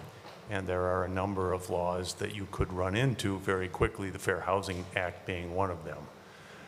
So the fact that you have the definition in the bylaw itself doesn't necessarily lead to lawsuits. It's applying it that could lead to lawsuits. For instance, if the building commissioner decided or was asked to enforce against a group of people living in a house that the person complaining believed did not constitute a family under the definition. But when the building commissioner looked at that, he said, well, if you're not related by blood or kinship, then no, you're not a family. But in fact, they may be a family, they may operate as a family, they may live as a family. Therefore, we would have some liability in that instance, that we would be discriminating against them based on non-zoning considerations. Okay, could you also comment about the number of people as far as the appropriateness of specifying a number in the zoning bylaw as opposed to in the various codes that the speaker mentioned? Yeah, that's a difficult, I think zoning addresses density primarily by size of structures, the size of lots, and allows, as we've heard the discussion, allows the actual number of persons to be fixed more, I guess, closely by the other codes, particularly the sanitary code and Title V, to the extent it applies. But no, again, zoning does deal with the use. If you have a house that can easily handle 10 people, and that house is allowed under zoning, under the dimensional and the use requirements, then you can have 10 people. Okay, thank you. You can start the clock, Mr. Moderator. So this definition made more sense when we had limited accessory apartments, where we were only allowing that sort of addition based on the family relationships. That was a requirement of it. The ADU law essentially eliminated that distinction. And so now that word making a distinction based on kinship doesn't really apply anymore to our zoning. And the other thing also is specifying the number is something that we don't necessarily control or specify. What we do is we control that, as has already been mentioned more than once, by the kinds of things that we do approve in terms of numbers of bedrooms, size of structures, that sort of thing. So these things are controlled. They're just not controlled directly. They're controlled indirectly, which is appropriate for the zoning law that we enforce. Again, we're a body that enforces zoning, but we don't actually enforce zoning. What we do is we permit things based on whether they comply with zoning. And this redefinition makes our job a lot easier. It's much more appropriate for what we are actually doing than the existing definition. Thank you. Thank you. Matthew Castle, Precinct 6. I have a question for the presenter. Does changing the definition in any way change the ability of people who own properties to sublet or rent their property to somebody else? No, it does not. All right, thank you. You can start the clock. First off, I'd like to thank the Planning Board for taking the time to change the definition so that we don't run afoul of federal laws. And more importantly, I think this is an important thing to measure to vote for, because I don't think it's the job of our town government to police who lives in our house with us. As long as we are within building codes and other state and federal requirements and town requirements that for occupancy numbers, it's not your business who lives with me. Thank you.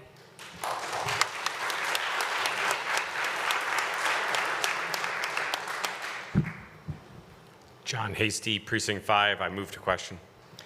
We have a motion to move the question.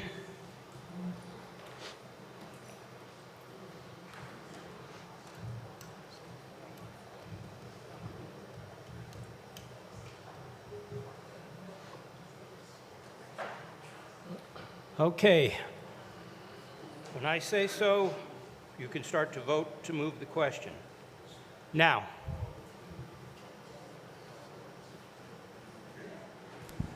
Kelly Beatty for Chelmsford TeleMedia. So since it looks like the question will be moved, and we'll move on to whether to approve the article or not, clearly this is in some sense, a complicated subject, but also a sort of a primal one that strikes to the heart of everyone.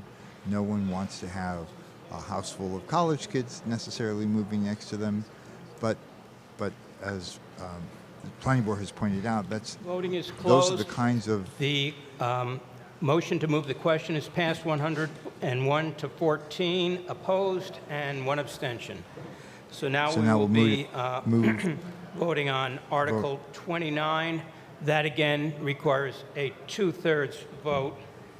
And by the way, the 2/3 vote is because it's a zoning bylaw. And you can start voting now. All zoning bylaws require a 2/3 majority. You can watch the votes come in. It looks like the 2/3 is hardly unanimous, but it looks like the 2/3 will be met. It would be approximately 75 votes.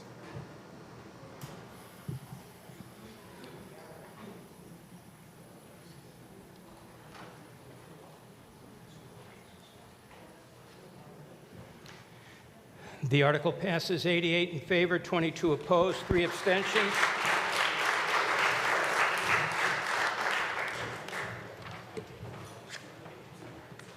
And now we move to Article 30.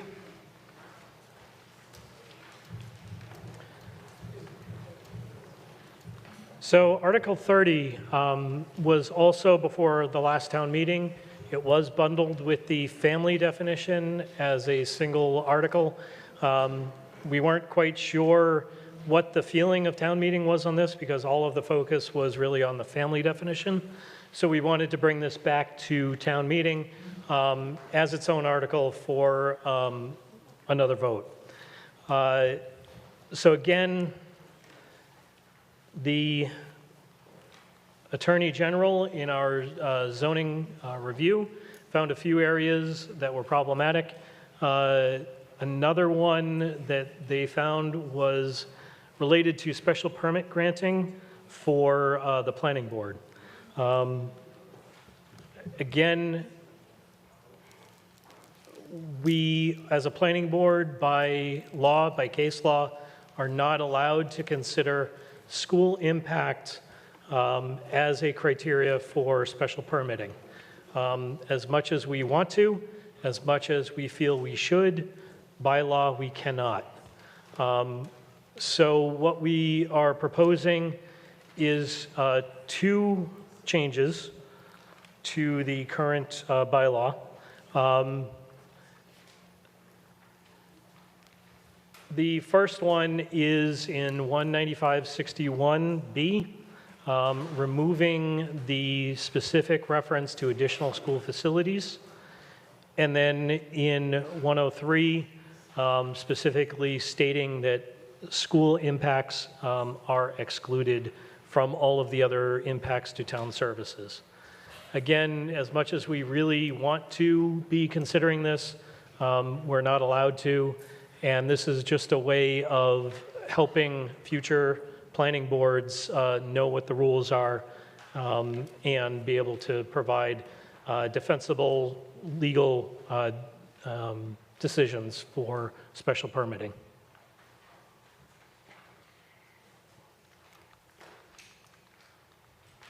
And that's my presentation. Thank you. Does the Finance Committee have a recommendation? The Finance Committee unanimously recommends approval of Article 30. Select Board have a recommendation? Select Board unanimously recommends approval of Article 30. Does the Planning Board have a recommendation? The Planning Board voted 7-0 to recommend this article. Thank you. Any questions or discussion regarding this article?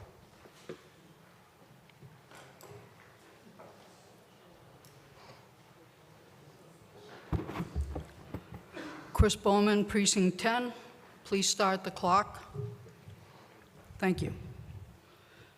This is another warrant article that was rejected by town meeting last spring. This article is in reference to MBTA zoning, which is specifically to be suitable for families with children, a direct impact on our school system, including the facilities. For purposes of transparency, the full scope affecting the town is necessary upfront to understand the kinds of impacts that are looming. Otherwise, the full scope and financial burden are deficient and hidden. Remember, the school system is about 1/2 the town budget. A high financial burden will overwhelm the town's budget and significantly increase taxes. In January 2025, the Supreme Judicial Court found the state's implementation guidelines for MBTA zoning statute were unenforceable because the state failed to comply with the Administrative Procedures Act, APA, in which one of its requirements is providing the fiscal impact to the public and private sectors. This means the school system. The APA was put in place for a reason, so as not to overburden the municipalities. Since town reps adopted MBTA zoning without knowing the fiscal impact because it was not provided by the proponents, and no fiscal impact is provided here, we don't know what that is, and there's no estimate from the proponents on that. 1 minute. And the MBTA zoning statute is unenforceable, void, and of no effect per the SJC. This means that the adopted bylaw is also unenforceable, void, and of no effect. This change would give away our right to have state government adhere to the APA according to the SJC ruling. This is unacceptable. Therefore, choose fiscal health and self-determination. Vote no on this warrant article. Thank you very much. Thank you. Joel Luna, Precinct 10, Planning Board. Don't mean to be a broken record, but Speaker, to the Speaker, was this question specifically discussed and voted down in the last town meeting? No, it was not. It was bundled with another article that had a lot more focus and Many of the people I spoke to after the last town meeting reps were not sure what the sentiment was about this article. So to be fair to town meeting and to our constituents, I wanted to bring it back for a specific vote on this. Okay, and thank you. And then a question to town council. What would be the impact if we left the references to school facilities in the bylaw?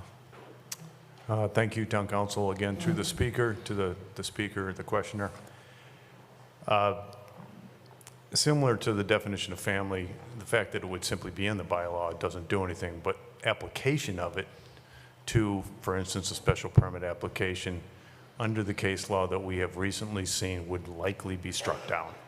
So it would imperil any special permit denial that was based on the impact to school services. Thank you. Okay, you can start the clock. Nobody argues that it would be a reasonable and very prudent thing to do to consider the impacts on schools from adding units. This is not an issue about that. This issue is about the fact that the state is not allowing us to do that. So for us to encode that in our bylaw, as town council pointed out, leaves us in difficult situations. There are other ways for us to address these issues without specifically needing to reference the schools. We do understand what the impacts are to the town resources. So I think it's prudent for us as a town to vote yes on this particular article, understanding that the board is very sympathetic to wanting to do that, but that we also need to operate within the constraints that we're allowed to by law. Thank you. Thank you.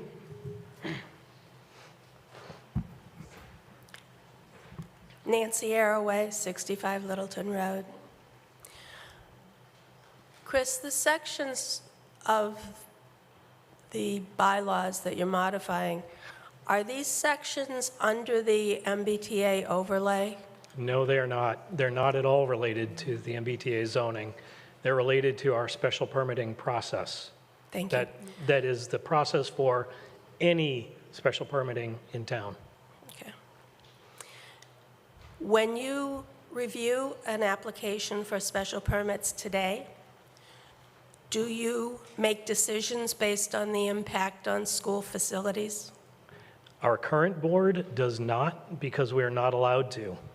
The concern is, if this board were to turn over in the future, the board may not have had this discussion and may not be aware that they're not allowed to.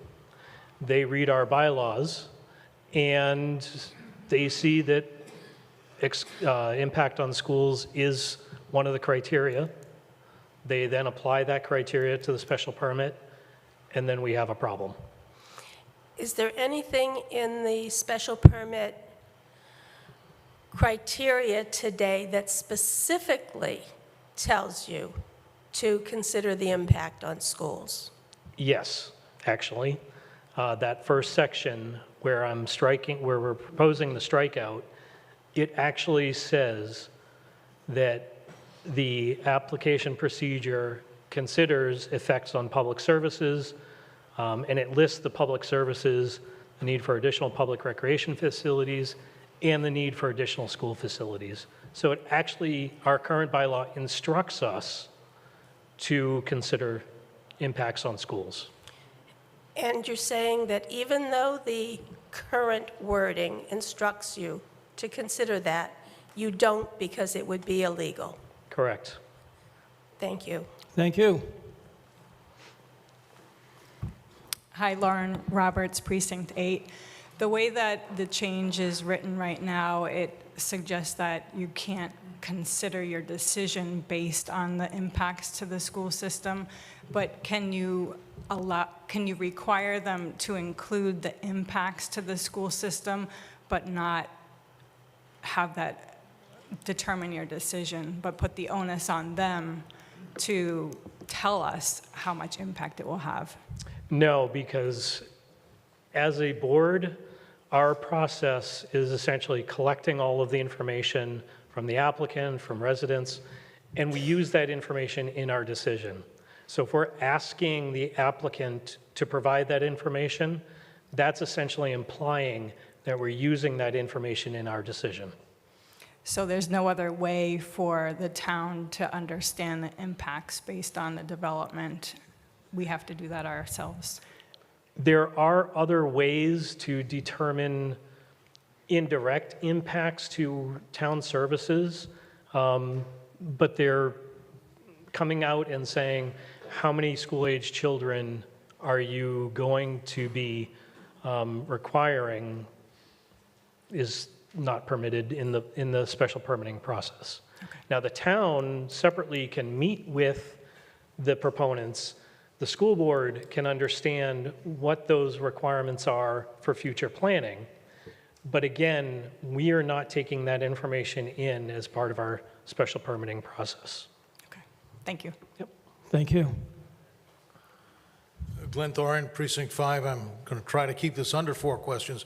For the town council, I'm trying to understand the reason why, if the planning board has to decide the impact on the town and traffic congestion, public services, which is certainly educational, if the planning board is trying to decide on the impact of the town, where schools, in my opinion, would be a major impact, why is that not allowed by law? There's got to be a reason for that, and I'm missing it. I don't know what, that doesn't make sense. Thank you, through you, Mr. Moderator. So I think maybe if I can do this without leaving the mic, the best way is to just refer directly to the case law. And without quoting it, essentially what the courts are saying is that providing education is a duty of the towns, and you cannot require developers or people wishing to use property to pay for that service. In other words, to condition their use of their property on their ability, or essentially to put funds into the town to pay for the impact on the town, that it's the town's responsibility to pay for education. Along that line, you're saying we cannot require the builder of a property to pay for the additional cost of education, but they're not. The town is paying for that. Correct. So the burden is falling on the town. So I still don't understand what you said, requiring the town to, it's not legal for us to consider it, because we wouldn't consider having them cough up, X millions of dollars for the school kids. That burden falls on us as a duty, but it still falls on us, like how we handle traffic congestion, how we handle water, how we handle sewage. That's all a burden on the town. But what you said, it was not in response to the question I asked. We can't put the burden on the builder, but we're putting the burden on the town, which is how they have to decide whether the special permit is appropriate. So that case law still doesn't make sense. Well, again, through the moderator, it may not make sense, but that is what it says, and I can quote it. I don't think it'll help, because I think it'll say the same thing. But the courts are saying you cannot look at the impact on the school systems and use that as criteria to determine whether people should be allowed to live on certain property in the town. Okay, that's different than what you said first. You said we shouldn't put the burden on the purchaser of the property. And so I will look up that case after the meeting. For Chris, question to you, for what you consider as an appropriate impact to the town, are you looking at financial impact? Are you looking at wear on the roads, which we have to repair? I mean, it sounds like everything that would be an impact on the town boils down to money in some case. Is that correct or not? Potentially. I mean, everything costs money, so it all eventually gets to that point. But in our process, we look at traffic impact. We look at safety impact. We look at other town services like fire and police. They provide information, fire department, police department, they provide information into our process about whether they have any concerns for each of these projects. We also look at, as I mentioned, the traffic impact, the volume, the safety. We look at traffic mitigations that the applicant may be able to provide in that area. And there are some cases, and to go back to your other question, if we were to have a project before us where the school couldn't take in that number of additional students, if we had a capacity problem, that's when we would get into a potential problem of, if we were to deny that, and it appeared to be a denial based on the fact that we can't accommodate those students, that's where we get into that scenario of an overturned decision. That was exactly where I was leading on this, because my question would be, if it requires us to build additional schools in order for you to allow somebody on a special permit to come in, we just have to raise the taxes and do that. Is that what you're saying? Yeah, we have to essentially figure out how to do that. I just said how. We're going to have to raise the taxes to do that. Yep. You can start the clock. Until I further review what this particular case law is, I'm still in the position is it doesn't make sense.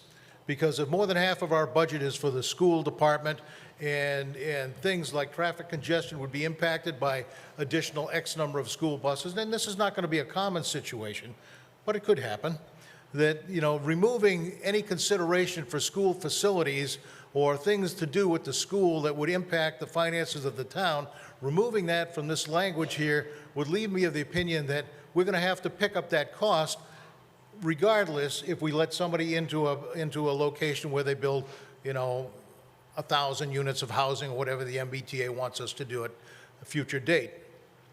So I think leaving this in would not harm us unless the actual situation came up. So I'm not going to vote in favor of this article because excluding our most expensive product in this town, the public school system, from any consideration from the planning board still doesn't make sense to me. Brian Latina, Precinct 9. Question for, I guess, for the town attorney, through you, Mr. Moderator. Can we have bylaw statements, words, family, school, things that are illegal in our bylaws? Again, through the moderator to you, many towns, and I'm not going to look at your bylaw, actually have what would be illegal terms. Thank you. They're not, just let me clarify, they're not placed in a bylaw necessarily to be illegal. They may have become illegal over time. The law changes. But it's, again, the application of those terms to uses in the town that would call out the illegality. It isn't the fact simply that they're there. Okay, thank you. So we can have current illegal, unconstitutional, not agreeing with whoever's the Attorney General today, things in our bylaws. How long has this 19561B4B been in our bylaws? Do you know? I do not. I noticed that there was a statement on the family side that said that changed in 2012, and all of a sudden it's not legal, so we have to quickly change the definition. Is that what we're doing here? We're changing the definition of something that has never been brought to court in this town in the 30 years I've been here. Is that true? Have we gone to court because the word "and need for additional school facilities" is in there? I don't know if we've ever been to court, but my concern is that if the planning board were to turn over and a future planning board were to follow these instructions and deny a special permit because of the situation we are currently in, where we have capacity issues in our schools, if a planning board were to deny an application because of that, it's very likely that that would go to land court and get overturned. Thank you. I think we've gone to land court before. Have we? Have you guys gone to land court? On yes, and it other costs topics? money, and to knowingly go to land court for a decision that's likely going to get overturned is not something, as a planning board chair, I want to accept. Okay. In the statement there that says for public sewage, we have private sewage in our town. Do you need to change that as well? That was rhetorical, Mr. Moderator. It was actually a question, and the answer is no, because that is not a town service that we are not allowed to look at the impact on. We are allowed to look at the impact on town safety. which will address school buses in potential areas.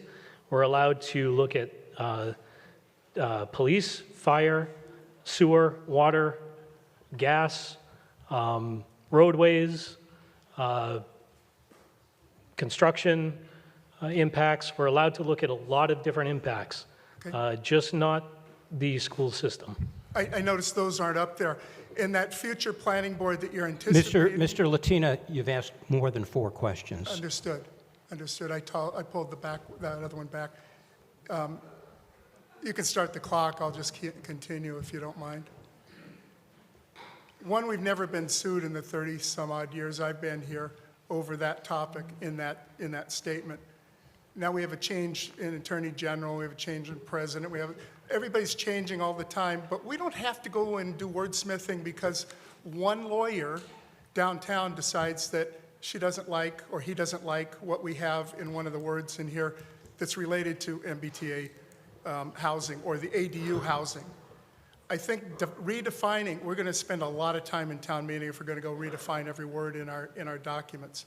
And I'm guessing that all the planning board's members that I've seen, I got to moderate debates on a lot of them over the last 25, 30 years.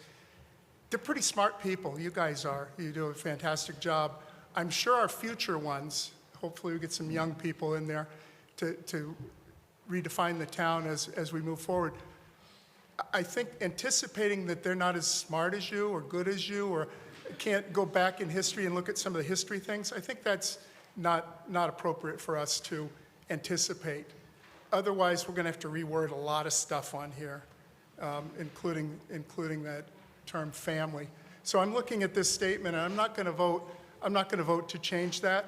I dare the Attorney General to come down to Chelmsford and say that we can't build a housing project for an MBTA qualified location because we counted the number of children that are in that program. The unit, 40B unit down the street from me, there was going to be, and I'll quote you, not more than 1 child in that housing project that used to be a single-family house on Turnpike Road. I saw 6 kids get off one bus and 4 kids get off another bus. It's hard to anticipate what we use those facilities for, and the developer said, well, it's all the housing unit, all the properties on the second floor, we don't have enough space. Less than 1 minute. So anticipating 20 or 30 years from now on a planning board and having us change this is not necessary.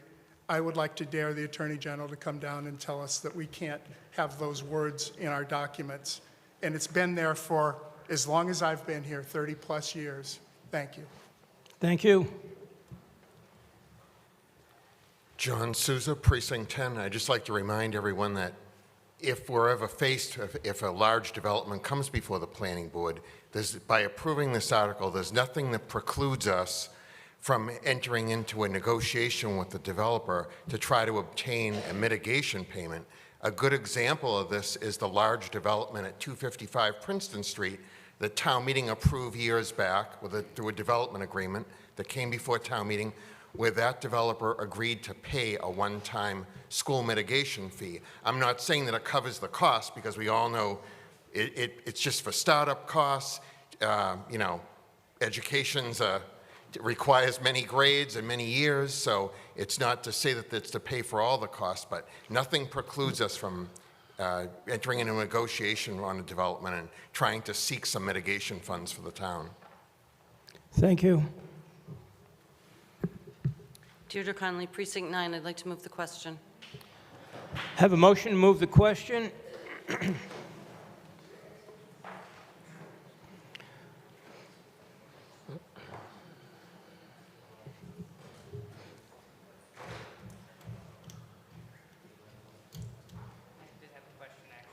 Okay.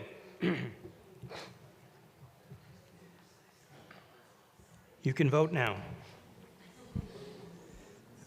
Often moving the question is a way to express the impatience, frustration of the town meeting reps. However, it's often been considered good protocol before you do that to look behind you and see if anybody else has a question.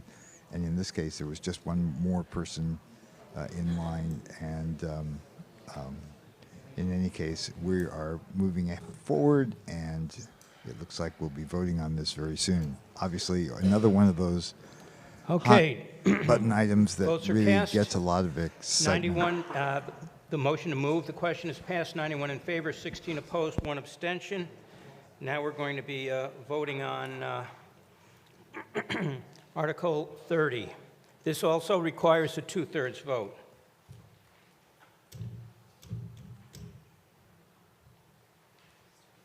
And you can start to vote now.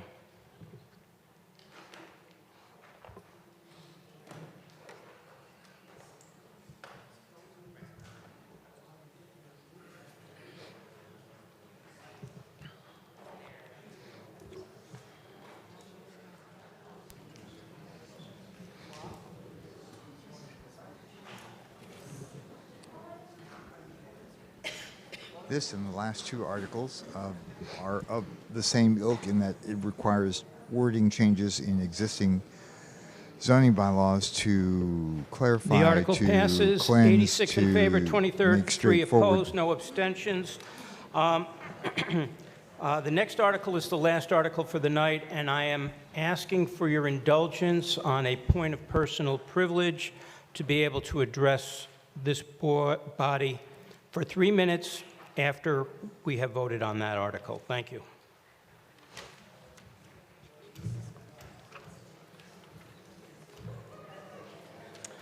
All right, Article 31 is related to our ADU bylaw that we passed at town meeting, went to the Attorney General for review. This one is a little bit tricky, so please bear with me as I explain some of the background on this. In general, the Attorney General did approve our ADU zoning bylaw. But they did find 2 areas where there was a problem. And the Attorney General took 2 actions of deleting text from our proposed bylaw.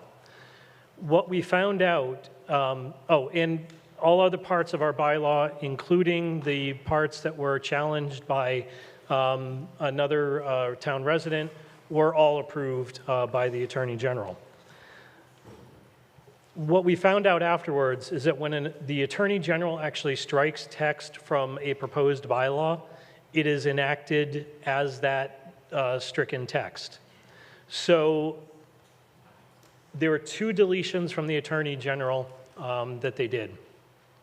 The first one is Section 195, 6.1 C3, where they struck the words 2 lots and principal dwellings. That is automatically enacted as our new bylaw when the Attorney General does that. We do not have to vote on this at town meeting. We don't have to vote to change that or amend it. Looking at the changes, I'm still unclear as to what specifically that change does. The town council has assured us that there is no substantive change for this. It was just clarification of wording. However, the second deletion from the Attorney General deleted the entire paragraph of Section 195, 6.1 C4, where we talk about the process for non-conforming ADUs. That essentially leaves a gap in our zoning bylaw because this deletion is automatically enacted when the Attorney General does it. So we essentially, in our current zoning bylaw for the ADUs, have a blank section. So what we're proposing is, after we received word from this, Town Council worked with the Attorney General's office on revising our initial paragraph that we had proposed to modify that initial paragraph to be acceptable to the Attorney General in their review. And the changes that they came up with was adding some phrases, removing some others, and these are the changes to that text I wanted to provide you. Officially, we're not voting tonight on these changes. We're voting on the clean version that essentially gets inserted into a blank section. So I just wanted to make sure that people followed that. We're not proposing to change the text. We're proposing to change the text that Town Council and the Attorney General agreed to that revised our original paragraph, and voting to place that updated version into that blank section in our bylaws.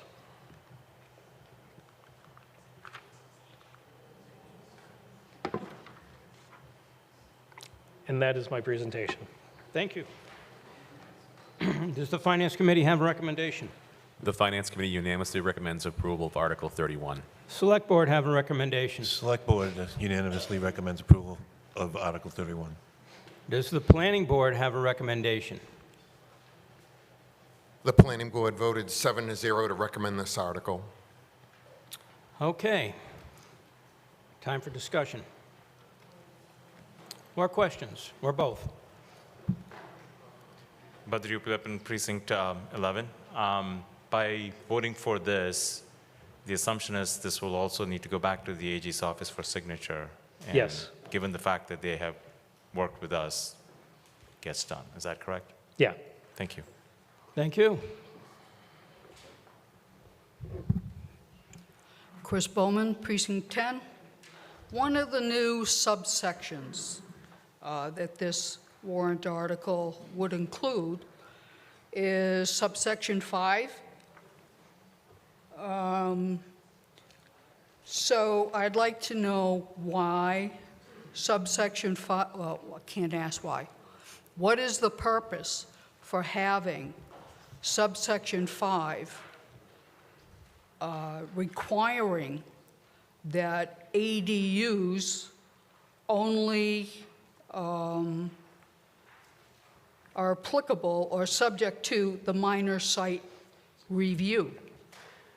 So in the warrant article, we included C1, 2, 3, 4, 5, and 6. Section 4 is the only one that is new.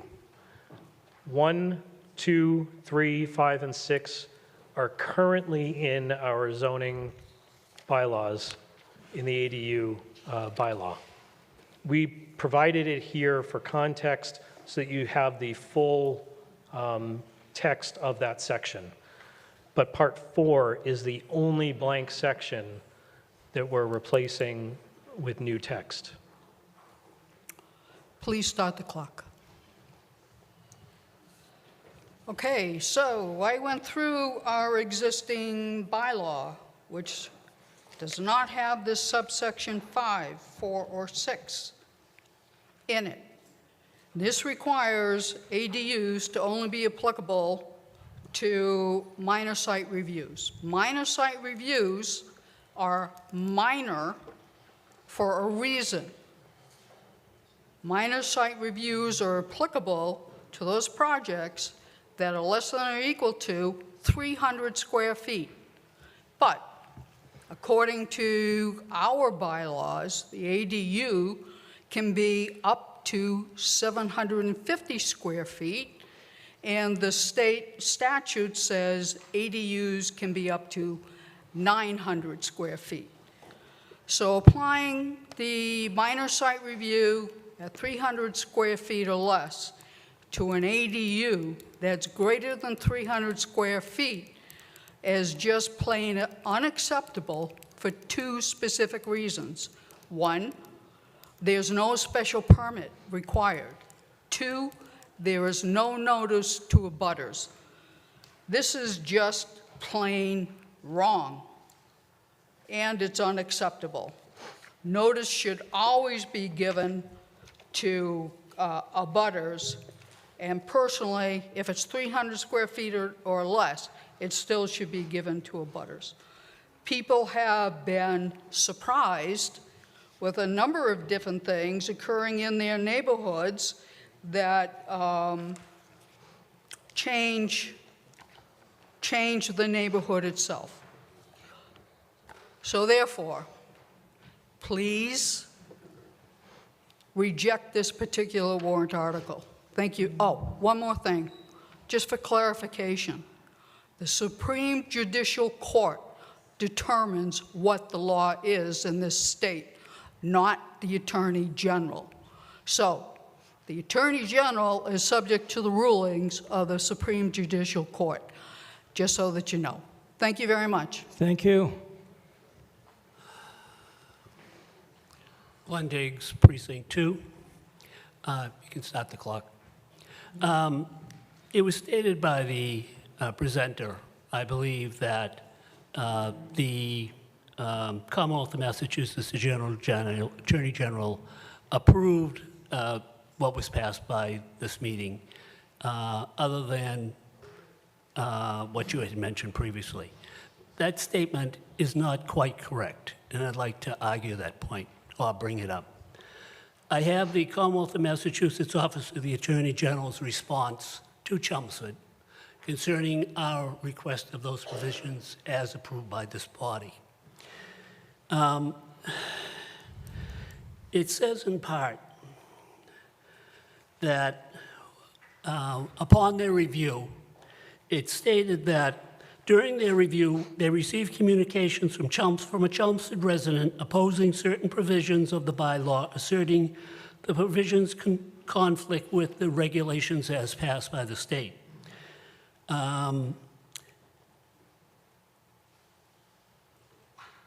We also received communication from town council asserting that the provisions were not in conflict and that the requirements would be applied on a case-by-case basis, not universally, as I believe the presenter said, but on a case-by-case basis.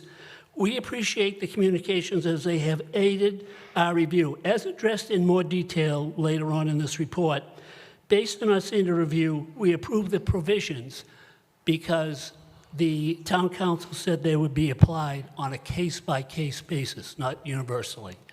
And then later in this document, which is 13 pages long, it wasn't a short response. It states that the provisions serve an important municipal interest and are the type of provisions that are analyzed on a case-by-case basis as it relates to the particular property. 1 minute. So based on our review, we cannot conclude that these requirements are unreasonable and therefore prohibited, and for that reason we approve. But again, they approved as long as they were based on a case-by-case basis. So it doesn't really affect the voting on this particular item, but it is an error in the statement that the state just approved what we supplied and said it was okay, period. There were qualifications. Thank you. Mr. Moderator? Thank you. Could we ask town council to clarify the facts on that Attorney General's letter and the approval? Town council? Through you, Mr. Moderator, the previous speaker did correctly quote the AG's letter. I'm not sure what clarification is needed. I think maybe the planning board chair can elaborate on that, but my understanding is that there was an objection made by a resident to a particular provision of the ADU bylaw, saying that it was per se unlawful. Our office responded in writing with permission from the town, saying no, that it was lawful, and the Attorney General agreed with town council, it is lawful, but it is a particular aspect of this law, similar to other protected uses in the town, such as churches and schools, that town bylaws have to be applied in a reasonable fashion and can potentially be, will not apply if it's not reasonable to apply to those particular uses. These are specialized uses that the state has deemed should be protected from certain applications of zoning bylaws. This is one of them. So what this argument was about is what happens when somebody wants to construct an ADU and it doesn't comply with the town's bylaws. What happens is it It can be a determination of the local board. They look at the town's bylaws and decide whether it is reasonable in this instance, case-by-case basis, to apply the bylaw to this particular applicant. And there is a set of standards that you apply in that situation. So the idea that it's case-by-case means it will be done literally on a case-by-case basis. It can't be written into the bylaw. It is literally done on a case-by-case basis. Thank you. Mr. Moderator, Doug Bruce, Precinct 11, thank you for your service, and I move the question. Okay, the question has been moved. Jake Sagana, 6 Scott Drive. We have, no, sir. Sir, there is a motion on the floor to move the question. I'm sorry. I apologize. Okay. You can now vote.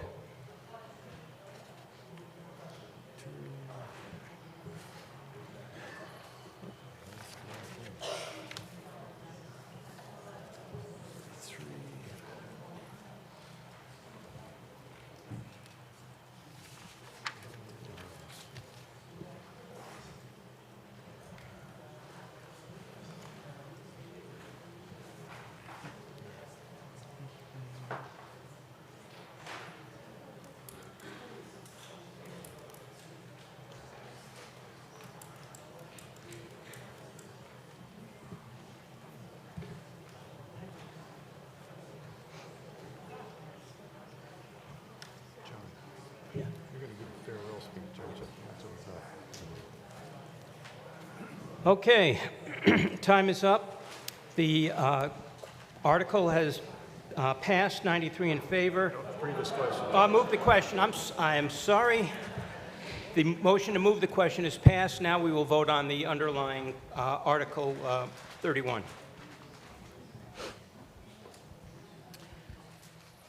And you can vote now.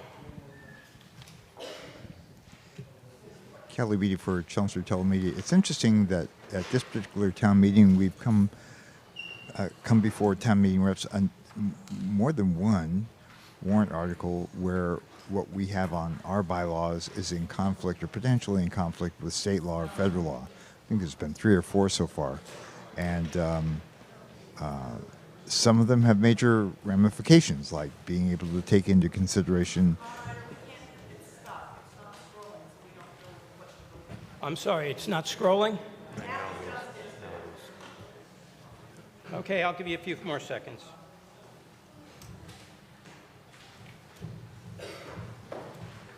The Planning Board would like to thank town meeting representatives for your continued support on our articles.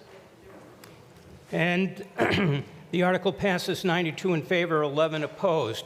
Now, before we move to adjourn, I have requested a moment of personal preference for me to address you and the town. And like everybody else, I'm going to only have 3 minutes. 2002 was a year that changed my life. My family and I moved to Chelmsford in 1991 because we thought that our children would get a good education, and in 2001, my daughter graduated from high school and had started college, and my son at the time was in high school. My wife was a guidance counselor at the McCarthy, and I felt that I owed something to the town of Chelmsford. I happened to be good friends for many years with Dennis McHugh. Before that, I was totally apolitical. I knew nothing about, believe me, I knew nothing about town government other than who the select board was and the school committee and the town manager because I voted. But other than that, I didn't. So I asked Dennis McHugh. I knew he was the town moderator because I voted for him all the times he was unopposed. And I said, you know, you hold a position in the town. What could I do for Chelmsford to make it a better community?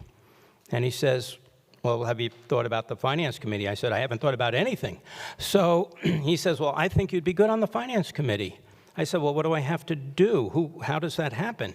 He says, well, the moderator appoints the FinCom members. And I said, so you appoint me? I said, what do I have to do? He says, do you want to be on? I asked him a few questions, and I said, yes. He says, you're on.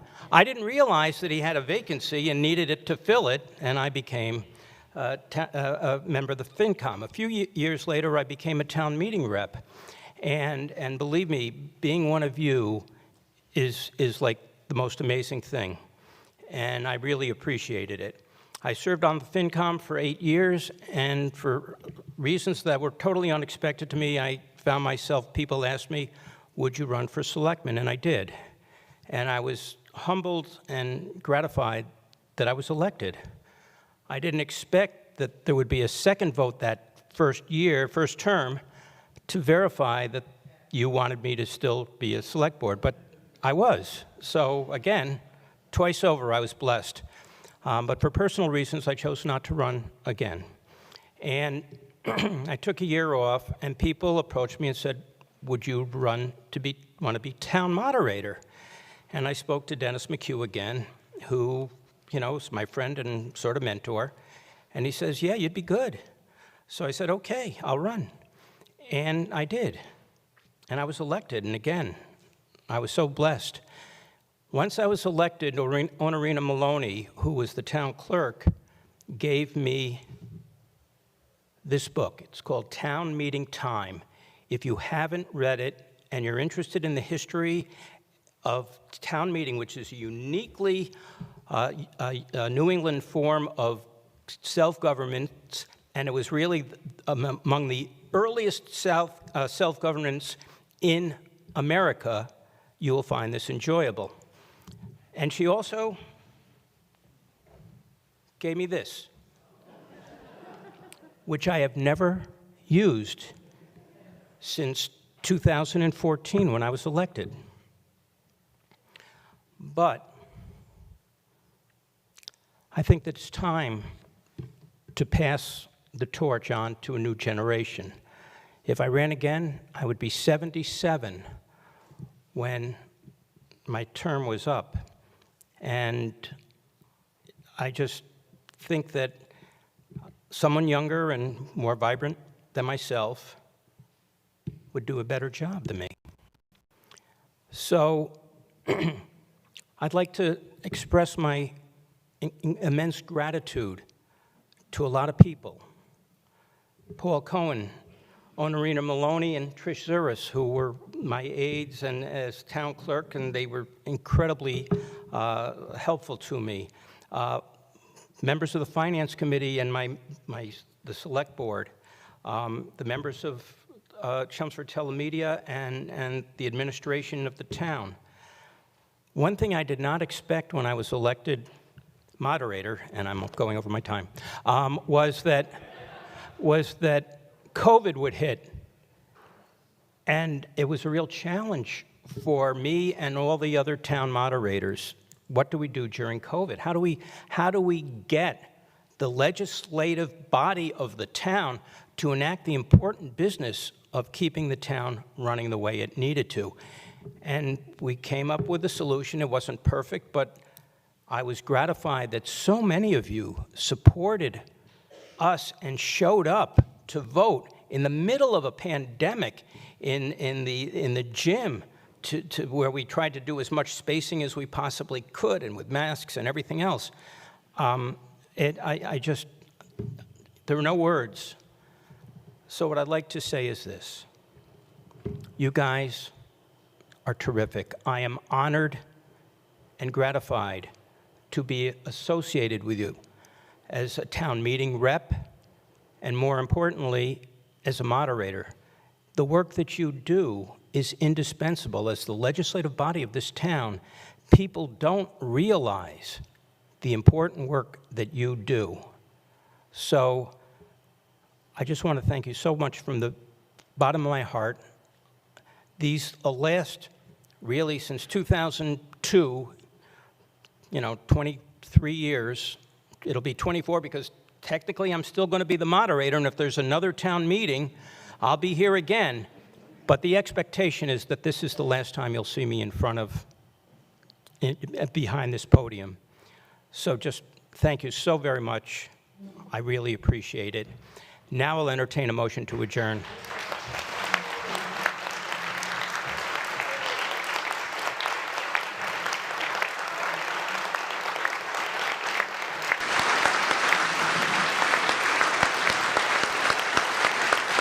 Where's the motion to adjourn? Do I have a second?